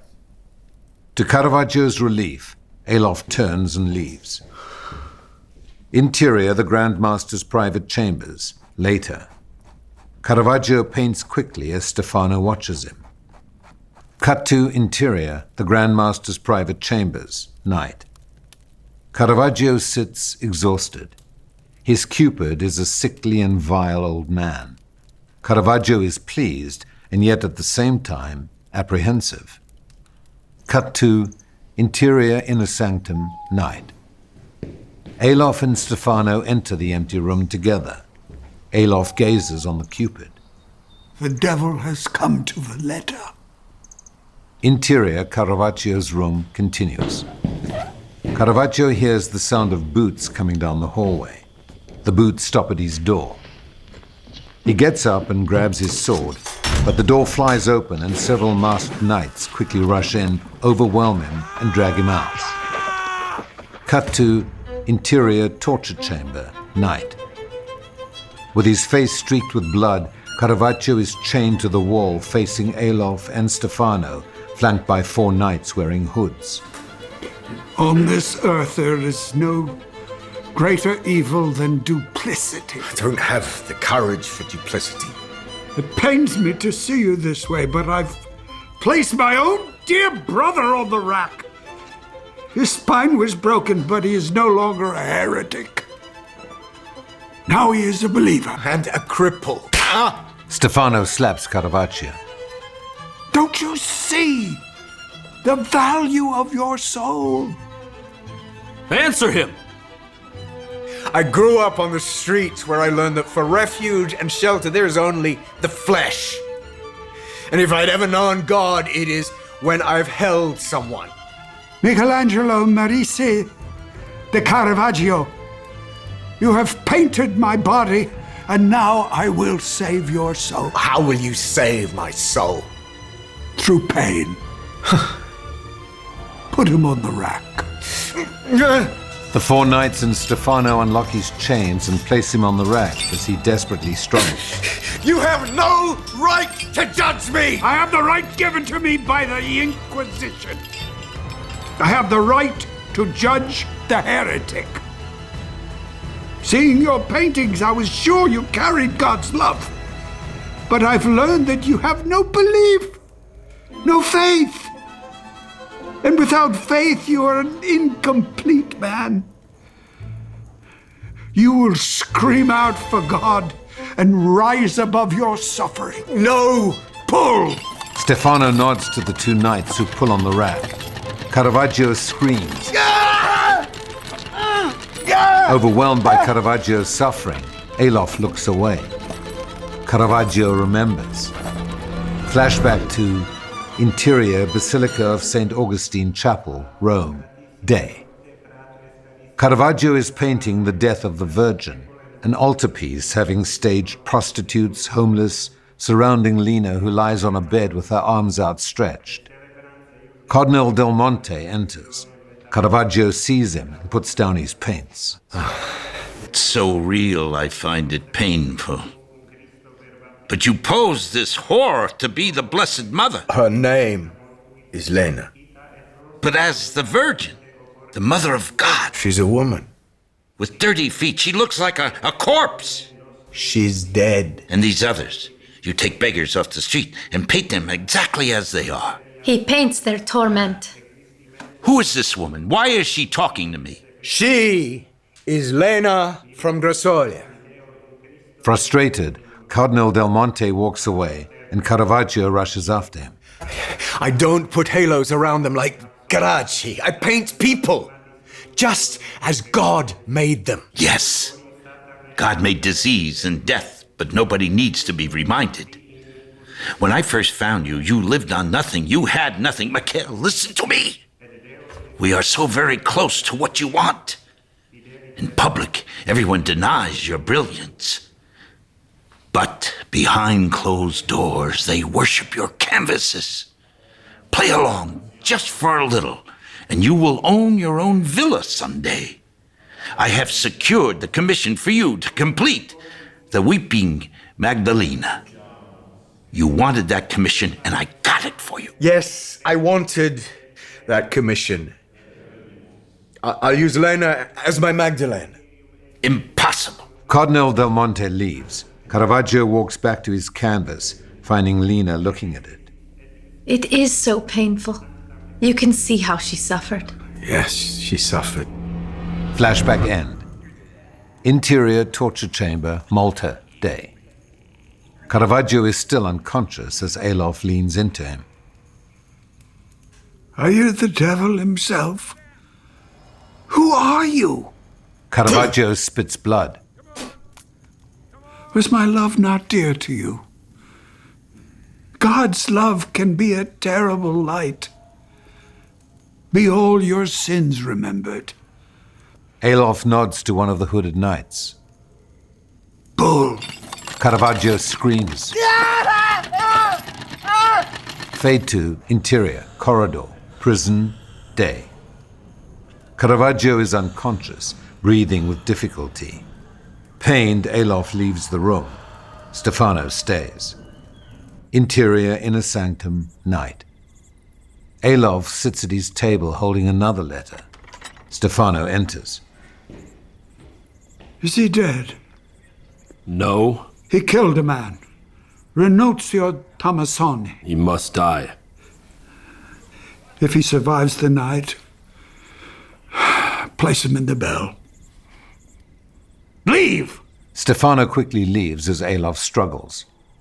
Interior, corridor, prison. Continues. Barely alive, Caravaggio lies on the rack, now drifting in and out of consciousness. Stefano enters with 2 knights. Once sure that he is alive, they slowly unstrap Caravaggio from the rack. Exterior, Castle Sant'Angelo, continuous. Stefano leads the 2 knights who drag a nearly dead Caravaggio along the castle wall. Exterior, bell-shaped hole, cell, continuous. Stefano steps back as the knights pause over an 11-foot bell-shaped narrow hole in the castle's rock. They place Caravaggio down and allow him to fall into it. Interior, bell-shaped hole, cell, continues. Caravaggio hits the bottom of the cell and moans in agony, closing his eyes. Caravaggio looks up at the blue light from the moon. Voices overlap into following scene. Flashback to exterior, Piazza del Popolo, Rome, night. Caravaggio stands over Ranuccio, who lies on his back, bleeding and moaning as voices rush to him from the far end of the piazza. He looks up at a half a dozen carabinieri racing toward him with swords drawn and a single torch lighting their way. Carabinieri? Michele? Mancini staggers up to Caravaggio, dazed, bleeding from the head. His appearance shakes Caravaggio from his bafflement. Right behind Mancini, Caravaggio sees Lena tending to Toppa. Take care of him. Yes. Where do I find you? Caravaggio rushes to Lena, helping her lift Toppa up. With both Toppa and Mancini wrapped around Lena, Caravaggio kisses her strongly on the mouth.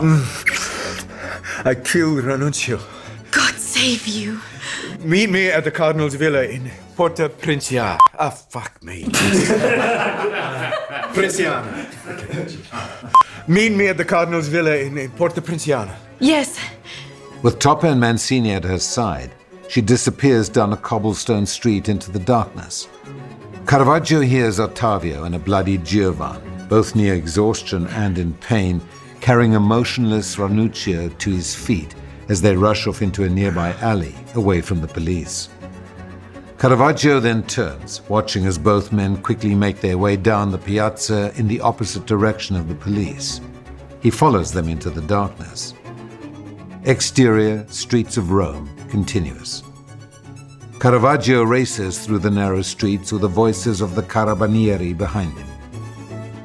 Exterior, alley, continues. Caravaggio turns down an alley. Exterior, courtyard, continues. They race through the courtyard and turn down a second alley. Exterior, second alley, continues. He ducks into the shadows, out of breath, listening to the voices. The voices grow faint. Caravaggio steps out of the shadows, out of breath. He sees a light at the end of a long alley. He walks to it. Exterior, Battista Barbershop, continuous. Caravaggio walks up to the sign on the narrow street, which reads Barbershop. The barbershop, the doctor's office of the time, has its curtains drawn. A tiny light glows from the back room. Caravaggio looks around, then opens the door. Cut to interior Battista Barbershop, continuous. The barber, Louis Battista, 40s, a short, stocky man, is wearing a white apron and is covered in dried blood as he works on Caravaggio, who sits in the barber's chair. Battista washes Caravaggio's wound, draining his sponge in a large bucket. Your wounds aren't that bad. He pays Battista scudi. I was never here. You were never here, just your blood. Battista dabs the wound again as Caravaggio moans in pain. He hands Caravaggio an open bottle of wine. Caravaggio leans back and takes a big slug of the wine. As he does, Battista takes a dirty bucket filled with blood and flesh, walks to the back door, opens it, and dumps it out. Just like LA. Cut to exterior Battista barbershop, later in the night. Caravaggio stands in the shadows outside the shop, watching Ottavio and Giovan carry a slumping Ranuccio inside. Battista watches as they put Ranuccio pale and silent in a chair. He walks over to Ranuccio and stands over him. He looks. This one's dead. Ottavio and Giovan look to him in disbelief. Ottavio and Giovan then lift Ranuccio out of the chair. Ottavio manages to hand Battista a scudi. Battista takes the money. He was never here, just his blood. He opens the door and holds it open for them as they sneak Ranuccio's dead body out. Caravaggio continues to watch them through the window as they disappear into the shadows. Battista comes to the door and splashes the blood from his bucket down into the sewer. Caravaggio steps away to avoid getting wet, then rushes into the darkness. Flashback end. Interior, bell-shaped hole, cell, Malta, day. Water splashes into the cell, drenching Caravaggio. He attempts to crawl up the rock, but it is impossible. He can only look into the sky where the sun follows a shaft of light down across his face. He collapses. He lies on the hard rock in a ball, remembering. Flashback 2. Exterior, Cardinal del Monte's Villa Ludovisi, Rome, night. Caravaggio cautiously makes his way to the side entrance of the villa in the Porta Pinciana. Interior, Cardinal del Monte's Villa Ludovisi, continuous. Caravaggio enters, seeing Cardinal del Monte wearing an apron, busy with his alchemical experiment in a room filled with bottles of colored water, chemicals, and tubes, a primitive lab. He hears something and turns. Caravaggio closes the door. Ranuccio Tomassoni is dead. I killed him.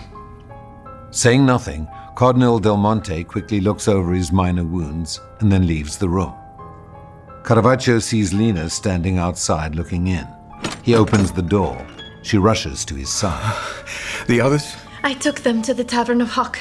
Maria is caring for them. She holds him. Cardinal del Monte re-enters without his apron. You need to leave Rome now. Why? Last month, the Vatican issued a banda capitale for all murderers without exception. Anyone charged with murder faces arrest and execution where they are found. The aggrieved parties and any bounty hunters they employ can carry out the warrant. You killed the son of a war hero. Your life is worth nothing as we speak. Mota. I will send a messenger now. Pedro! The bishop quickly enters as Cardinal del Monte writes a note. I will write the Grand Master that you have accepted his commission. I can arrange an official Vatican vessel to take you there. He hands the bishop the note. Rush to the dock. This note must get to the boat to catch the next high tide. The bishop rushes off. How long will you need to secure a pardon from the Vatican? It will take some time, Michael. Perhaps a year, perhaps two, perhaps more. I have faith in you. Cardinal del Monte leaves the room. Caravaggio and Lena face one another. I refuse to give in to fear. She embraces him as he keeps his nerves steady. Cut to interior, Cardinal del Monte's Villa Ludovisi, night. Caravaggio and Lena pack a small bag of Caravaggio's clothing, some of his paintbrushes, paints, and tightly wound canvases. Caravaggio takes Lena's face in his hands, touching it gently with his fingertips. In the dim light he looks, seeing her, the surroundings, the light, as they all blended together. A moment, an impression in how he creates what he creates. Exterior, Cardinal del Monte's Villa Ludovisi, continuous. Cardinal del Monte waits for Caravaggio and Lena next to a carriage. They appear. A valet places Caravaggio's things on the carriage and then disappears. There is wine to warm you on your travels. Pope Clement is dying, and perhaps in God's infinite wisdom, I may be given the reins of our Holy Mother Church. Caravaggio holds Lena gently and kisses her. Be careful, be wise, be tolerant, and you will be safe. And when was I ever any of those things? He looks to Lena. Don't let Rome devour you. Come back. I will. Have no fear. He enters the carriage. He leans out the window. I am Michelangelo de Medici da Caravaggio! Go! Andiamo! Interior carriage, Rome. Caravaggio follows back, stares ahead, overwhelmed, fearing everything. Flashback end. Exterior, Valletta, Malta, night. A fog covers the castle. Interior, bell-shaped hole, cell, continuous. A thick rope flies down into the cell. It dangles there next to the unconscious Caravaggio. A small stone comes flying down into the cell. It hits Caravaggio's shoulder. He stirs.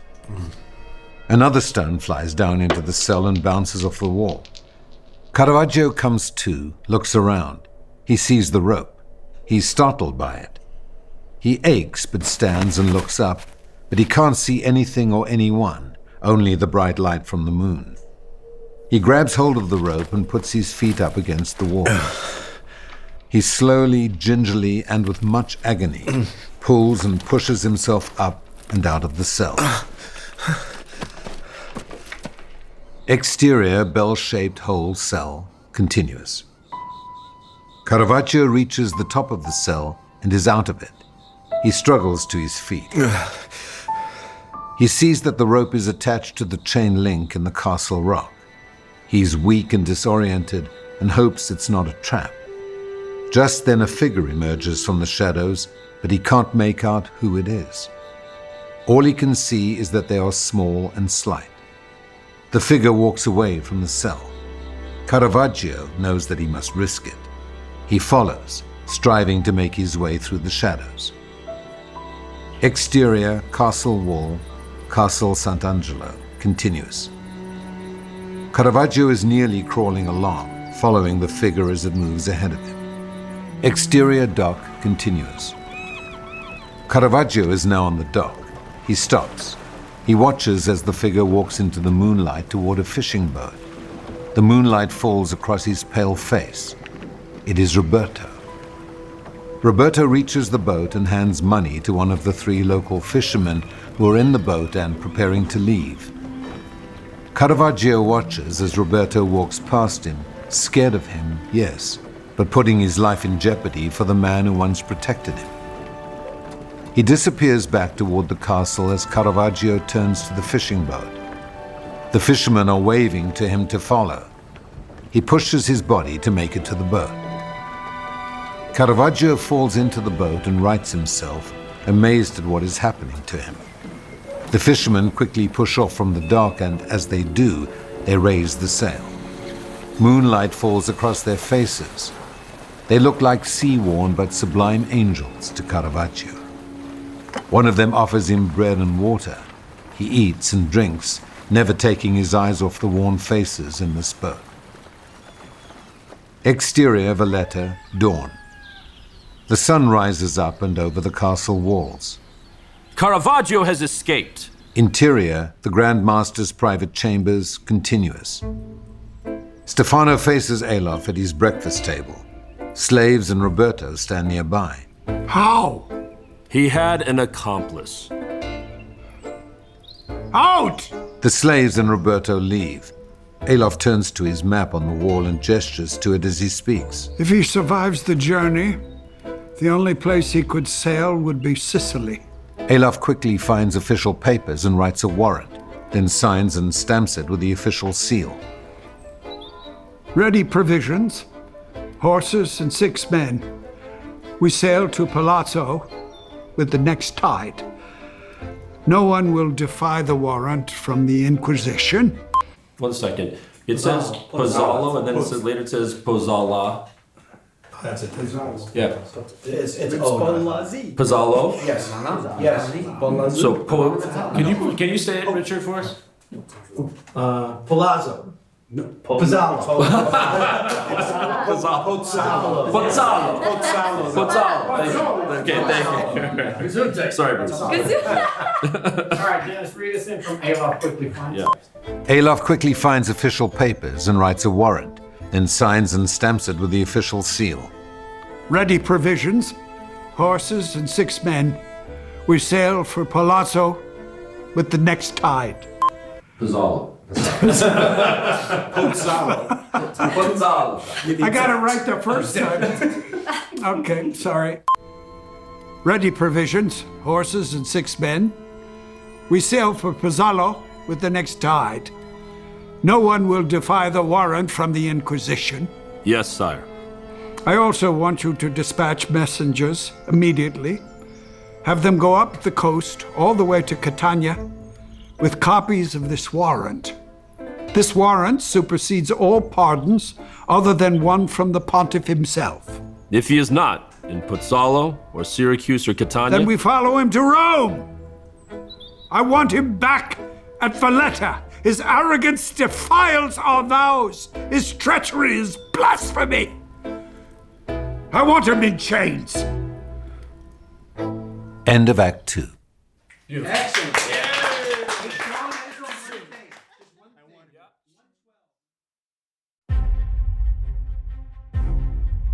Caravaggio paints Vignacourt's portrait during the day, but at night he's locked in his room where he sketches the face of a woman.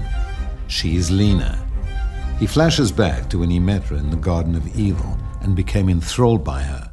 They became lovers. He dreams of returning to Rome and remembers killing Ranuccio and warned by Cardinal Del Monte that the Pope has issued a warrant for his arrest. During this time, Del Monte does all he can to secure a safe passage for Caravaggio back to Rome. Caravaggio fights in a battle with the knights against the Turks and is awarded for his bravery, but then, when drunk, he makes a pass at Stefano, Vignacourt's right-hand man, and is tortured for this criminal indiscretion. With help from a young boy, Caravaggio escapes the Tower of Valletta and makes his way to Sicily. With his knights, Vignacourt chases after him, seeking vengeance. Cut to exterior, boat, Tyrrhenian Sea, day. Caravaggio, lying face up in the boat, wakes as the sun falls across his face. Cut to exterior, beach outside of Syracuse, day. The boat carrying Caravaggio sits on the beach. Caravaggio is weak as the fishermen help him to stand. He places a foot on the beach. A fisherman hands him a wooded stick that he can use to help him walk. Where are we? Oh, did we not have a fisherman? Okay. Noah, would you take that? Syracuse.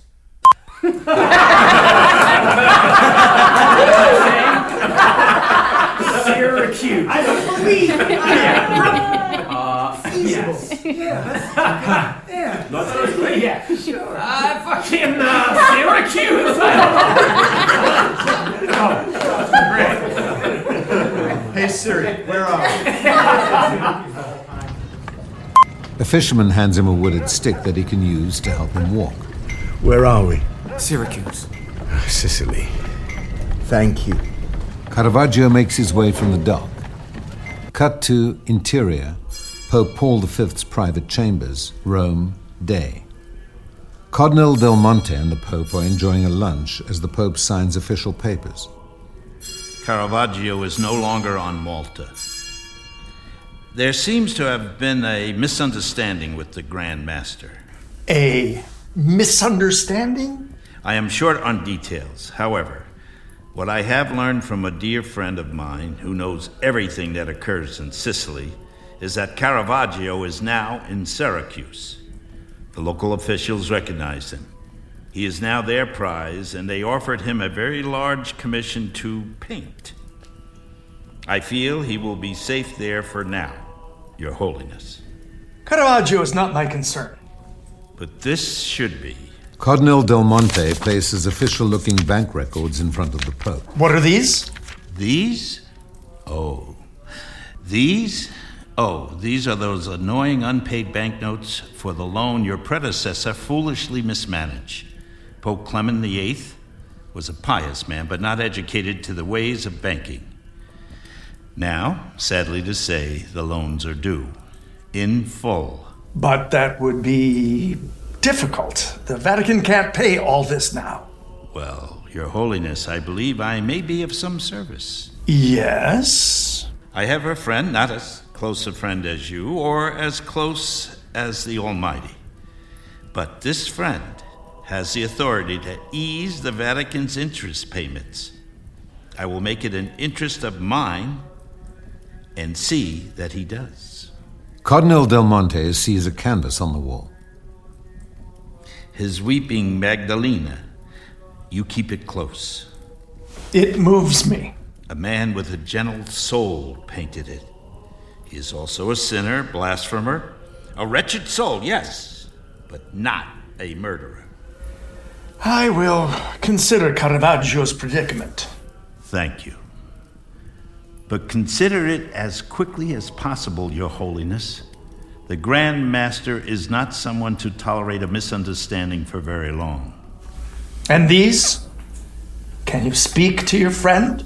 He gestures to the bank papers. Of course, and I will make him listen. Cut to interior, the Chapel of St. John, Malta, day. Beneath the beheading of St. John, ALOF stands at the head of a table with Stefano seated to his right and several knights in attendance. With the authority invested in me as Grand Master, I call this trial to order to denounce the heathen Michelangelo de Medici da Caravaggio.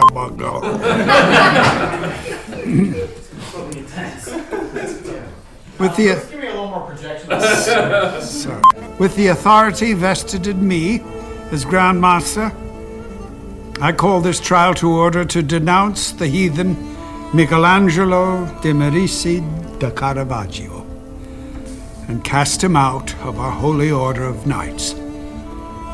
Does anyone here present speak for him? And I will. His duplicity mocks us. Sin entered the world through one man, and death through that sin. They all bow. Cut to interior, Villa, Syracuse, day.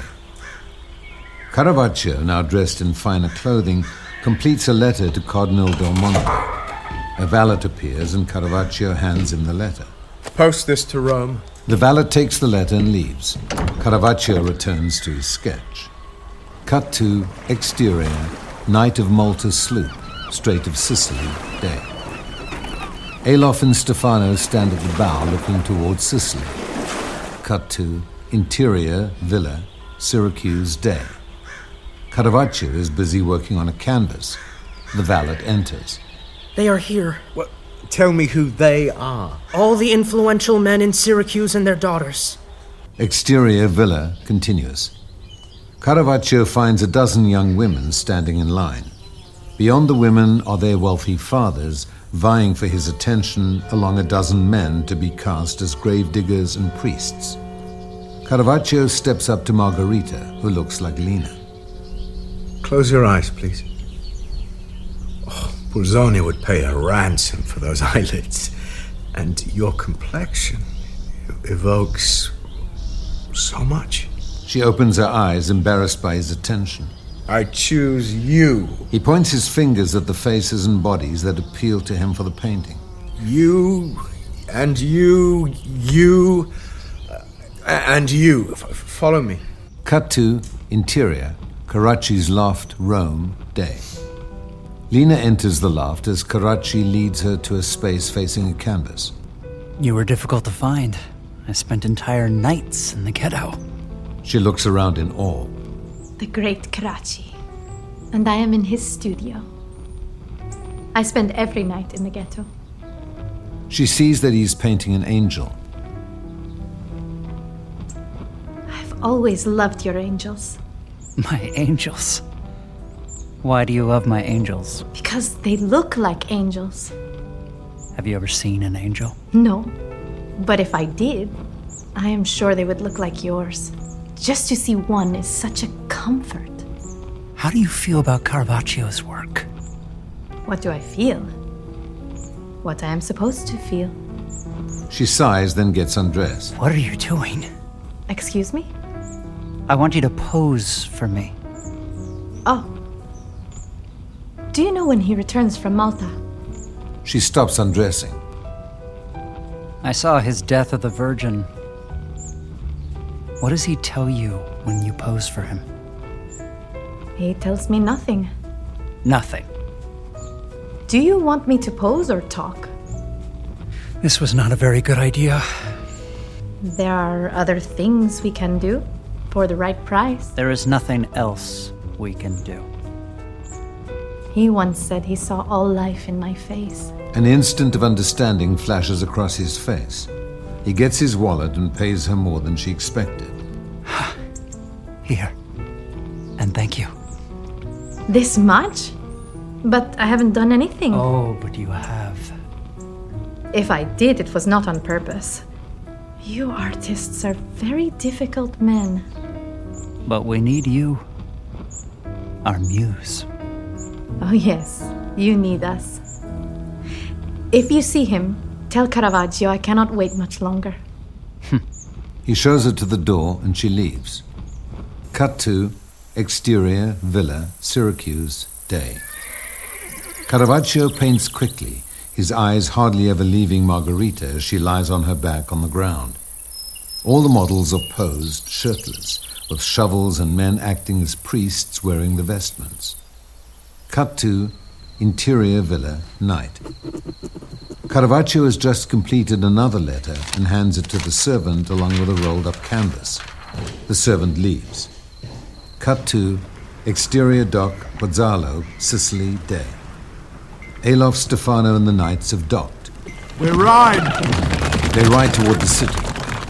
Cut to interior Cardinal Del Monte's Villa Ludovisi, Rome, day.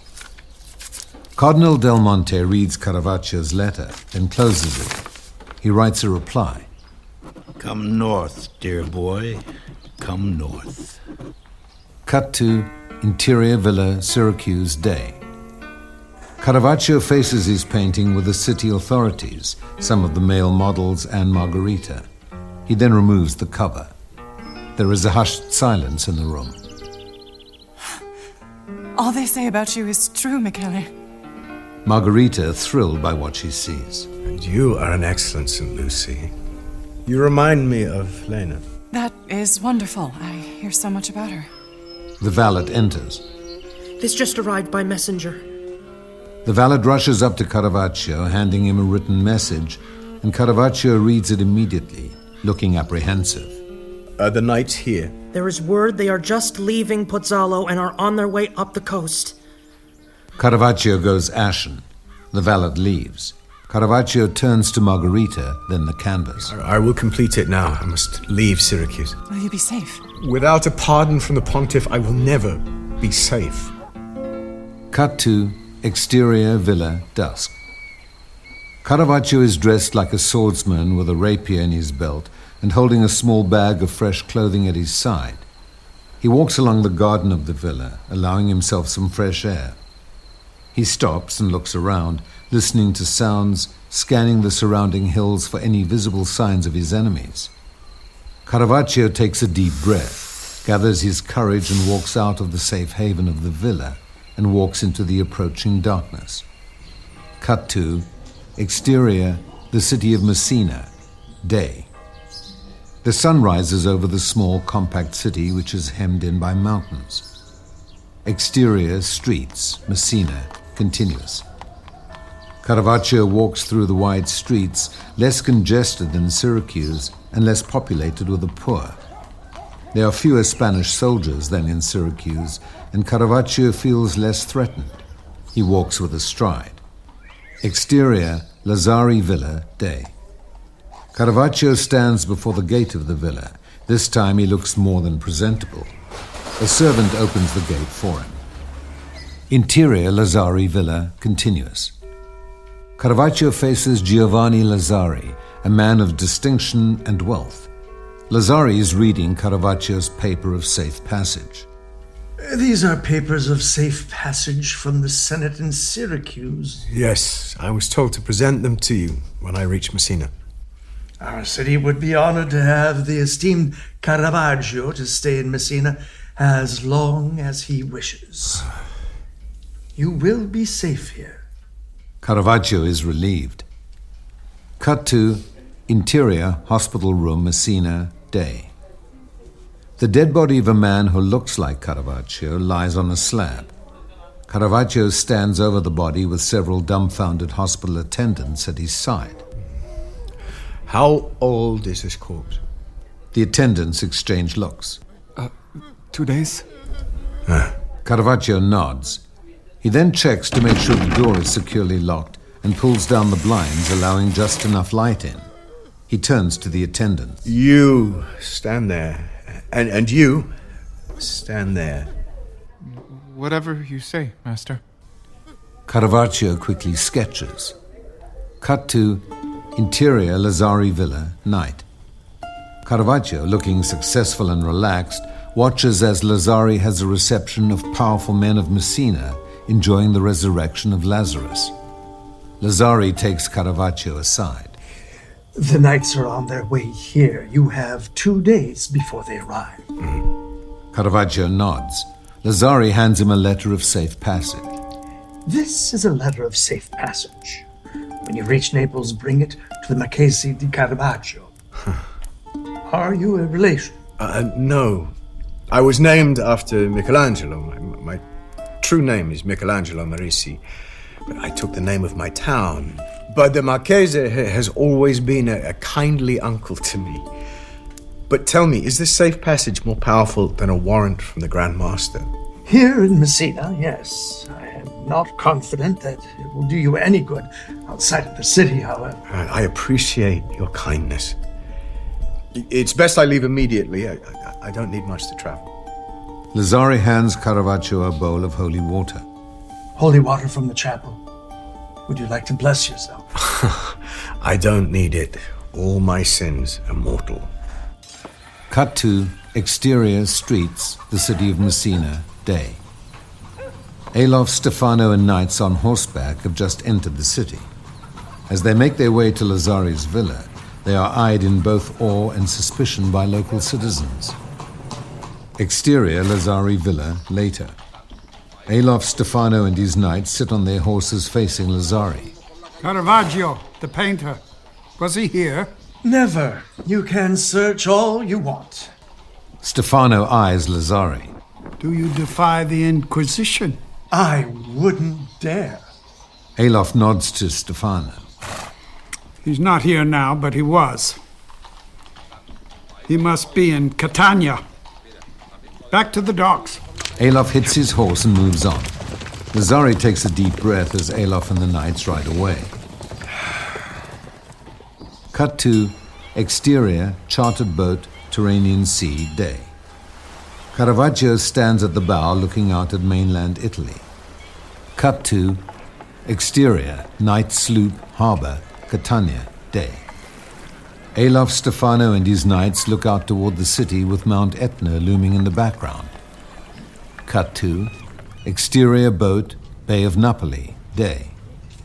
Caravaggio stands at the bow looking out on Naples, a large cosmopolitan city twice the size and population of Rome. It has tall buildings which cast dark shadows on its Greek-inspired grid of streets. Caravaggio is thrilled to be back on the mainland and a few more steps closer to Rome. Cut to exterior Marchese di Caravaggio's villa, Naples, day. Caravaggio is led through a garden by a valet. The Riviera de Calleja is a refuge of natural beauty with gardens of flowers of every color, with orange trees and cedars. The valet stops and Caravaggio is face to face with the Marchese de Caravaggio, 60s, a wise and elderly man. Michele, at last, after so many years. He embraces Caravaggio, who closes his eyes in relief. Cut to interior, Marchese de Caravaggio's villa, night. Caravaggio dines with the Marchesi. My mother loved you. She said you were good to us long before I was born. God had no mercy on your family, nor on you. But your fame has more than compensated for the misery the Maricis endured. Paint, sleep, live. Whatever you need is here. My gardens are a refuge for the mind, the spirit, and the heart. And have you heard anything from Rome? Nothing. Don't worry, the knights dare not come here for you. I have my own security, my own bodyguards. They would need an army to pry you from me. I need to write to Cardinal Del Monte. I will provide all you need. Cut to exterior, dock, Catania, day.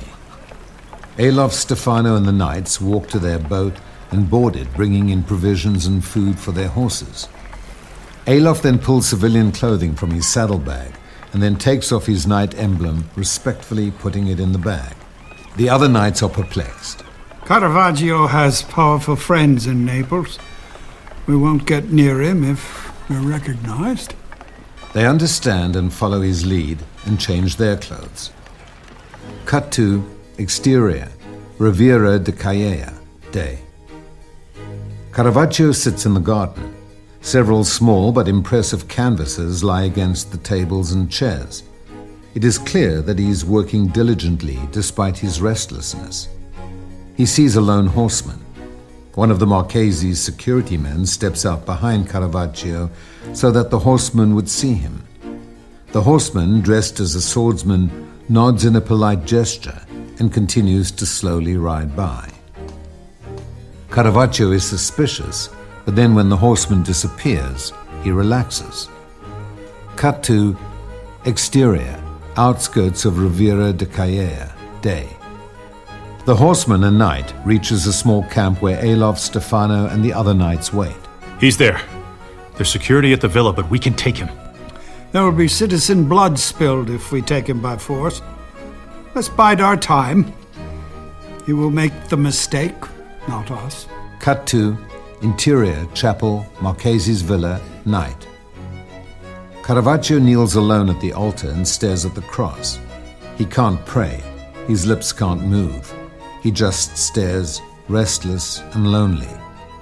Laughter and shouts overlap into cut to exterior, Osteria del Siriglio Tavern, Naples, night. The most celebrated tavern in all of Europe at the time. It stands near the Via San Felice. Interior, Osteria del Siriglio Tavern, continuous. Caravaggio is drinking at a table in one of two rooms that make up the tavern. The tavern is noisy, loud, and boisterous, in sharp contrast to the gardens. He is in deep conversation with and surrounded by poets, artists, writers, and Spanish soldiers. Long stairs lead to the top floor where courtesans stand and wave to the men they are trying to lure into their private bedrooms. The food and wine are flowing as Caravaggio sits with his arm around a courtesan. Drunk, Caravaggio kisses the courtesan, and as he does, two men approach his table. He doesn't recognize them, but we do. They are the two knights who were traveling with Stefano, though now they are dressed as swordsmen.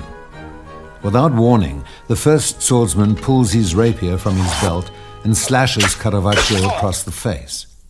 The thrust could have been deadlier, but the courtesan saw him coming and screamed, alerting Caravaggio to move just in time. Blood pours from the wound. Caravaggio falls backward from his chair. Despite the bleeding, Caravaggio grabs his rapier and slashes the first swordsman across the arm, slicing it deeply. There is pandemonium in the tavern as chairs, food, and bottles, as well as mugs, go flying in all directions. Caravaggio uses the distraction to throw his chair at one of the swordsmen and barrel over him, knocking him down. Caravaggio then rushes through the crowd, pushing people aside as he runs out of the tavern, being chased by the two swordsmen. Exterior street continuous. With the two swordsmen in pursuit, Caravaggio races out into the street. Stefano jumps out in front of him. Caravaggio can't believe his eyes. Stefano slashes his sword across Caravaggio's chest, leaving a cut a foot long. The only thing that saves Caravaggio from certain death is that he jumps back. Finding strength he didn't know he had, he turns and races down the darkened alley, with Stefano and the two swordsmen in pursuit. Caravaggio sees a church at the end of the street, and with blood coming from his nose and staining his shirt, he races for the church with Stefano and the knights gaining on him. Exterior church, Naples, night. Caravaggio reaches the church, climbs the church steps, and reaches the front door. He tries to open it, but it is locked. Sanctuary! He bangs on the door, turns and sees ALOF, now dressed like the Grand Master, alone and determined. You. ALOF pulls out his sword. Caravaggio turns to the door again and bangs it again. The door opens and a friar in his long brown cloth and sandals stands there. Sanctuary! Caravaggio pushes past him and enters the church. Interior church continuous. Caravaggio rushes down the aisle toward the altar, struggling not to collapse. Interior church, moments later. ALOF and Stefano enter, pushing past the friar and through the vestibule. Who are you? They place their Knights of Malta emblems over their disguises for him to see. He's our prisoner. This is a church! Stay out of the way. ALOF and Stefano walk down the aisle toward Caravaggio. He falls on the altar steps, watching them approach, his face and clothing bloodied. Sanctuary! The friar rushes in front of ALOF. Don't you dare touch this man! He is wanted by the Inquisition. The friar hesitates. He's afraid of the Inquisition. He looks to Caravaggio. Please. The friar is wavering. ALOF lifts his sword. Caravaggio musters all of his bravery. Sanctuary, I beg of you! Caravaggio stands with his rapier ready in his bloodied hand. The friar finds fortitude and stands in front of Caravaggio. I am the pastor of this church, and this man asks for sanctuary. Step aside, or you die. In the name of Christ, I grant it! ALOF is perplexed. He's taken back by the friar's courage. Caravaggio now collapses at the altar's steps. Sanctuary. ALOF and Stefano, their swords drawn, are immobile. Leave my church. ALOF and Stefano realize they have no choice, turn and walk back down the aisle, then leave the church. The friar follows them, bolts the door behind them, then rushes up to Caravaggio, who is now lying on the marble floor, blood flowing from his wound. Sanctuary. Yes. Dissolve to Interior Studio, Riviera de Calleja, day. With a scar running down the side of his face, Caravaggio paints an unusual painting. He's looking into the mirror at his now bearded face with a slowly healing wound under his left eye, using himself as a model. It is David with the head of Goliath that he is painting.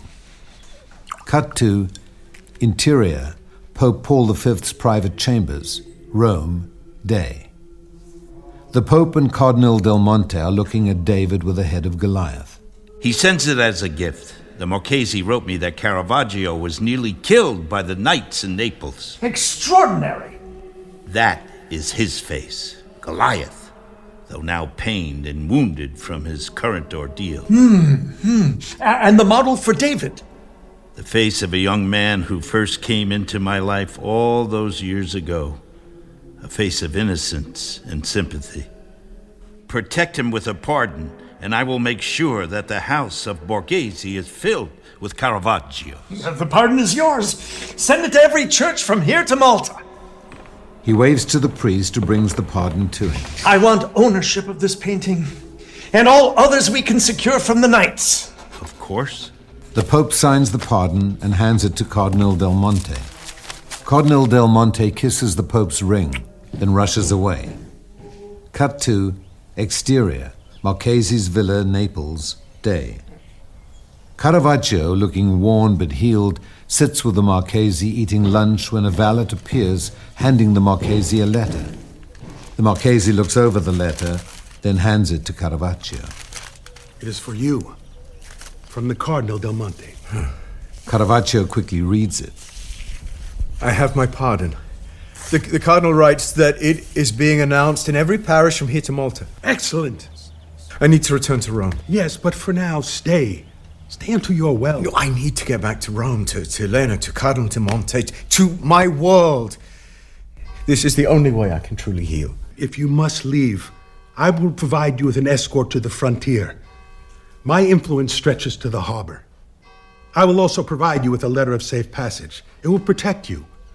Once out of the harbor, you could take a small boat directly to Rome. Caravaggio kisses his hand in gratitude. Cut to exterior, Marchese de Caravaggio's villa, day. The Marchese watches Caravaggio ride off in a carriage with his own soldiers. Exterior, road to dock, continues. Caravaggio is in a carriage traveling north, protected by several of the Marchese's soldiers. His canvases are rolled up and at his side.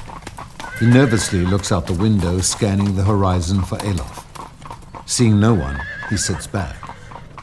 Cut to exterior, Marchese de Caravaggio's villa, day. The Marchese stands at his gate, flanked by his own soldiers. Riding towards him is ALOF, Stefano, and several knights. They are now dressed as knights of Malta. When they reach the gate, Stefano dismounts and hands the Marchese ALOF's arrest warrant. The Marchese looks it over, then hands it back to Stefano. Your warrant means nothing to me. You defy the Inquisition? I defy its authority. And yours. Leave my property. Now. He turns to his own men, which outnumber the knights. There is a tense moment as both sides are in a standoff. ALOF flinches. He nods to his knights and they ride away. Not everyone will defy that warrant. Cut to exterior, Marchese de Caravaggio's villa, day. ALOF, Stefano, and the knights ride their horses. ALOF pulls up his horse and stops. The knights stop with him. There's a small harbor over the hills. I know a direct route. We can reach Naples before he does. ALOF and his knights gallop off down the road and over the hills. Cut to exterior carriage, road to Naples, day. Caravaggio looks out the window and smiles to himself, seeing the harbor and his escape. The carriage and escort take him down toward the dock. Exterior, felucca dock continues. ALOF, Stefano, and the knights reach a felucca which is destined for Rome. ALOF approaches the small boat's captain, Captain Defino, 40s, a hardened man who is stunned to see ALOF. This is a warrant for one of our knights. If he boards your boat, you have orders to detain him. Who orders this? The Grand Master of the Knights of Malta. Stefano hands him the warrant, then leaves to move on to the next boat. The captain is clearly intimidated. Exterior dock continuous. Caravaggio's escort brings him to the dock. Caravaggio gets out of the carriage. Thank you. They ride off. Caravaggio feels safe, so he reads the dock information and sees that there are several felucca leaving for Rome. He heads toward one of them. Exterior felucca dock continuous. Caravaggio, carrying his possessions, including his paintings, reaches the felucca as several passengers are boarding. The captain stands behind a sailor taking tickets. The sailor looks to Caravaggio. One ticket, one way. Destination? Rome. Wait. Caravaggio and the sailor both turn. The captain walks over to Caravaggio with a carabinieri at his side. Are you a knight of Malta? Caravaggio doesn't answer. Open your bag. Caravaggio doesn't move. The captain nods to the police, who takes the bag and opens it. They all see the Knight of Malta emblem that ALOF had given him back at the ceremony on Malta. Caravaggio stiffens. There's been a warrant issued for the arrest of a Knight of Malta traveling these waterways. Caravaggio shows the captain his papers of safe passage. My name is Caravaggio. I'm a painter. I have papers of safe passage from the Marchese de Caravaggio. The captain looks at the papers and hands them back to Caravaggio. You fit the description of a wanted man. I am on my way to Rome. I have a pardon from the Pope. Oh? And where is this pardon? Well, I've been told it was just issued. This warrant is signed by the Grand Master. have no choice but to detain you. I have papers of safe passage from the Marchese. I am not defying the Inquisition. The captain turns to the police at his side. Arrest this man. You have no jurisdiction over me. Caravaggio is ready to fight, but before he can react, the police and the captain grab hold of him and drag him away. Caravaggio drops his possessions. His rolled-up canvases lie on the dock. My paintings! The police drag him off. Cut to exterior, Fossa di Sant'Elmo prison, Naples, day. The prison, built by the Spanish and under Spanish rule, is a large and dark building standing on the heights above the city. Interior, Fossa di Sant'Elmo prison continues. 2 prison guards lead Caravaggio, who is in chains, through a corridor. Prisoners in their cells scream out of insanity or sheer terror. I don't belong here. You tell the warden I have money. They pull him by his chains, leading him onward. Several gang members overhear him and trade looks among themselves. Interior assembly room prison continues. Caravaggio is led through to a room where chained prisoners are eating at large tables. Many are deathly ill, and several collapse right there on the spot, gasping for air and trembling. Caravaggio is filled with terror as he is dragged away. Interior, enormous cell continues. Caravaggio languishes in an enormous cell with 100 prisoners. All kinds of human noises fill the room, from screams of agony, fear, insane laughter, and coughs of death. We see many lost souls whose dead eyes and vacant expressions match the characters Caravaggio created on his many canvases. Here is where the barefoot underclass live when not on the streets. They are the impoverished and the starving called the Lazzaroni. Caravaggio stands in the middle of this cell, his eyes searching for enemies, and they are many. They are young men with syphilis, old soldiers looking to kill anyone for sport with their bare hands, as well as gangs who are looking to rob anyone of anything, including their lives. The guards are few and indifferent. Caravaggio grabs the bars and wants to scream out to the guards, but knows that if he looks or acts scared, he will be attacked. He turns his back to the bars and looks over a gang that is approaching him. They are 4 men with scarred faces and incensed, desperate, making their way toward him. A shaft of light from a window above cuts through the dank, heavy air of the cell. It falls across Caravaggio's face. You have money? Caravaggio is surrounded by the gang, and they are just about to pounce when he pushes himself off the bars and jumps right into their midst, screaming like a madman. 2 scatter, but 2 stay and fight. Caravaggio punches and kicks at them, knocking them down.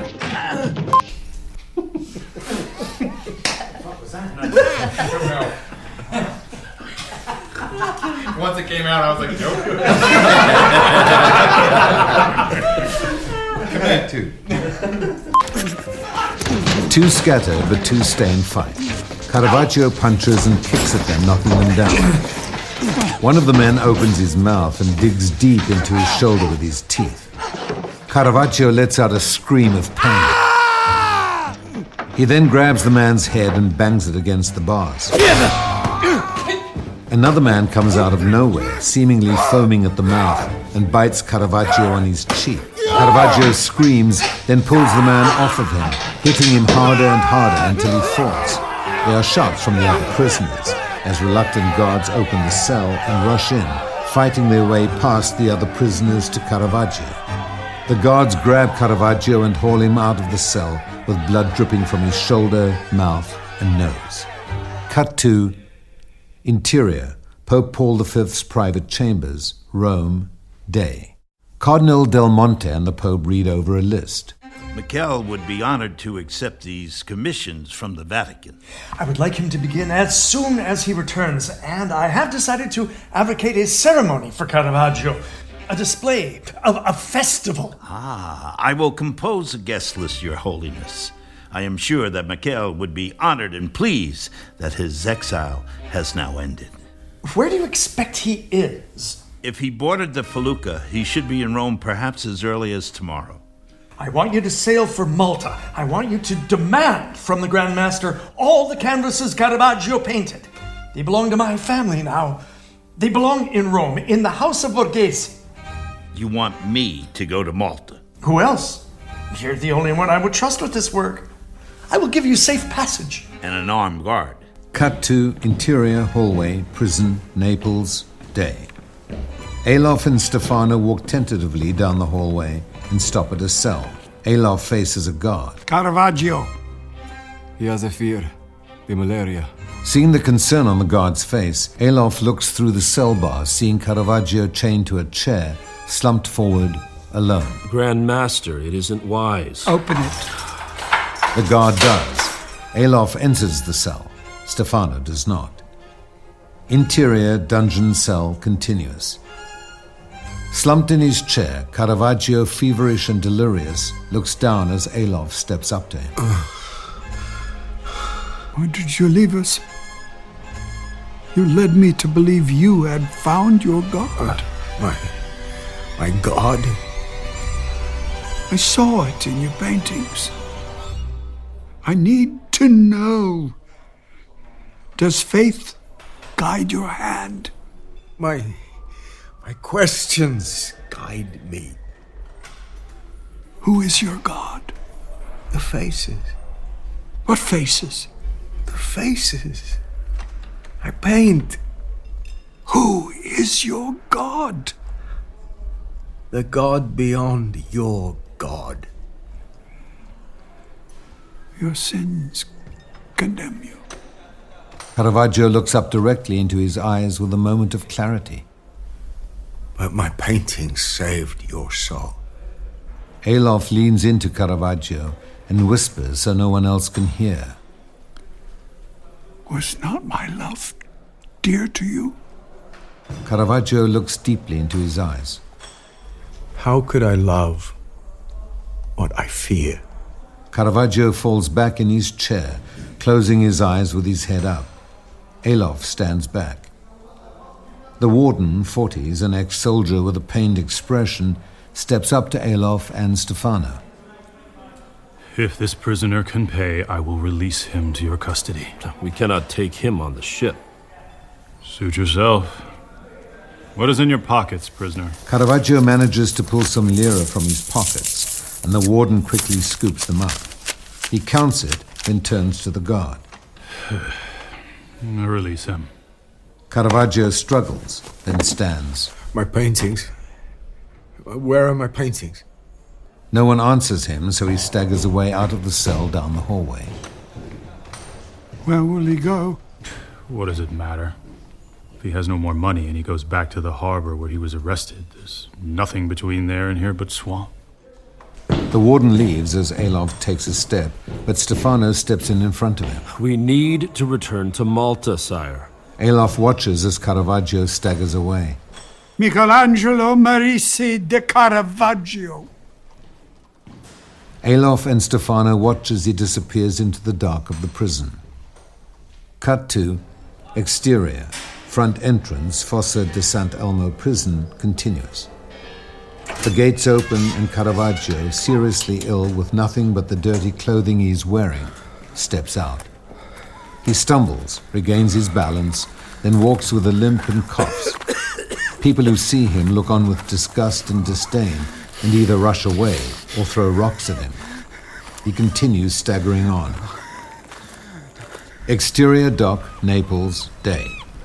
ALOF, Stefano, and several knights reach their boat and boarded in silence. Cut to exterior, swamp outside Naples, day. Caravaggio attempts to maintain his focus, so he's headed in the correct direction. He's at the tip of the swamp and stops. He knows he must head north, so he continues and enters the swamp. Exterior swamp, later. Caravaggio stumbles through the swamp under the boiling sun as he burns from his own fever.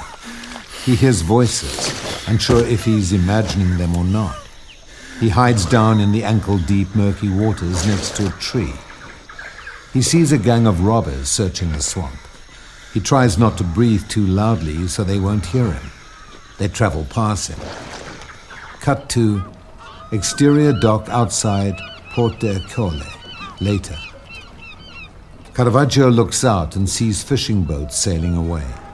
He turns to an old sailor sitting there, drunk, old, oblivious. Porte Cole? The old sailor just stares at him. Caravaggio walks along the dock, following the fishing boats along the shore. Cut to exterior beach, day. Caravaggio, drenched in sweat but chilled and shivering, walks along the white sands of the beach beneath the dreaded boiling sun. He looks out toward the sea, mistakenly believing that what he sees is the felucca, his ship, a short distance off the coast. He walks, trying to keep pace with it. Exterior boat dock, Porte Cole, continues. Caravaggio reaches a small dock. A young boy is working on the dock, looks up and sees Caravaggio. Caravaggio steps over to him, having difficulty speaking, breathing. What is this place? Porte Cole. Caravaggio nods, then stumbles past the young boy. Realizing that Caravaggio is ill, the young boy rushes inland for help. Exterior beach outside Porte Cole continues. Caravaggio stops and looks up at the blasting sun. He feels as if he's in a furnace. He struggles on. I tried to find that harmony between what I saw and how I lived, and failed. Exterior, an empty stretch of beach, continuous. Caravaggio continues to walk, looking out at the sea, seeing what he imagines to be his ship on the horizon. There is a life going on beyond this life, a life that separates us from all our mistakes, from accidents, pain. He looks up at the sun and kneels at first, then falls onto the beach. Dressed in tattered clothing of vivid golden red, Caravaggio lies motionless on the white sand at the edge of the blue sea, under the pure white light of the sun. He reaches his arms towards the sun. Cut to exterior beach outside Porte Cole, continuous. Two nuns from a small hospital off the beach, led by the young boy, appear. They rush to Caravaggio's side. That is how God has been to me all my life, just out of reach. Perhaps the light tells me to love the mystery and then let go.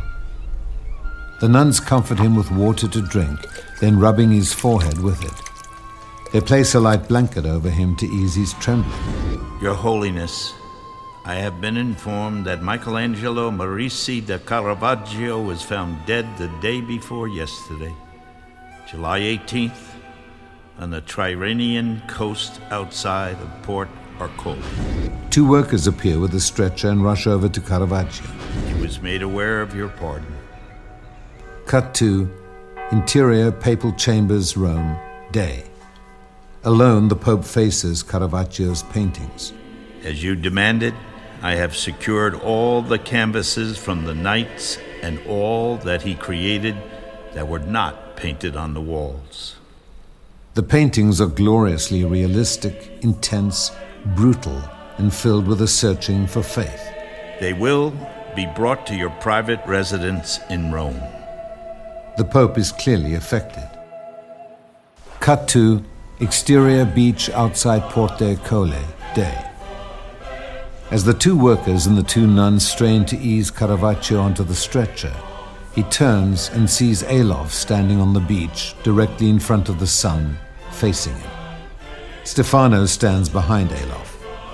Behind them is a small boat on the beach with several knights keeping it from moving with the tide. Alone, ALOF walks to Caravaggio, reaches him and stops. The workers and nuns ignore him as they steady the stretcher to place Caravaggio onto it. ALOF looks down at Caravaggio. Forgive me.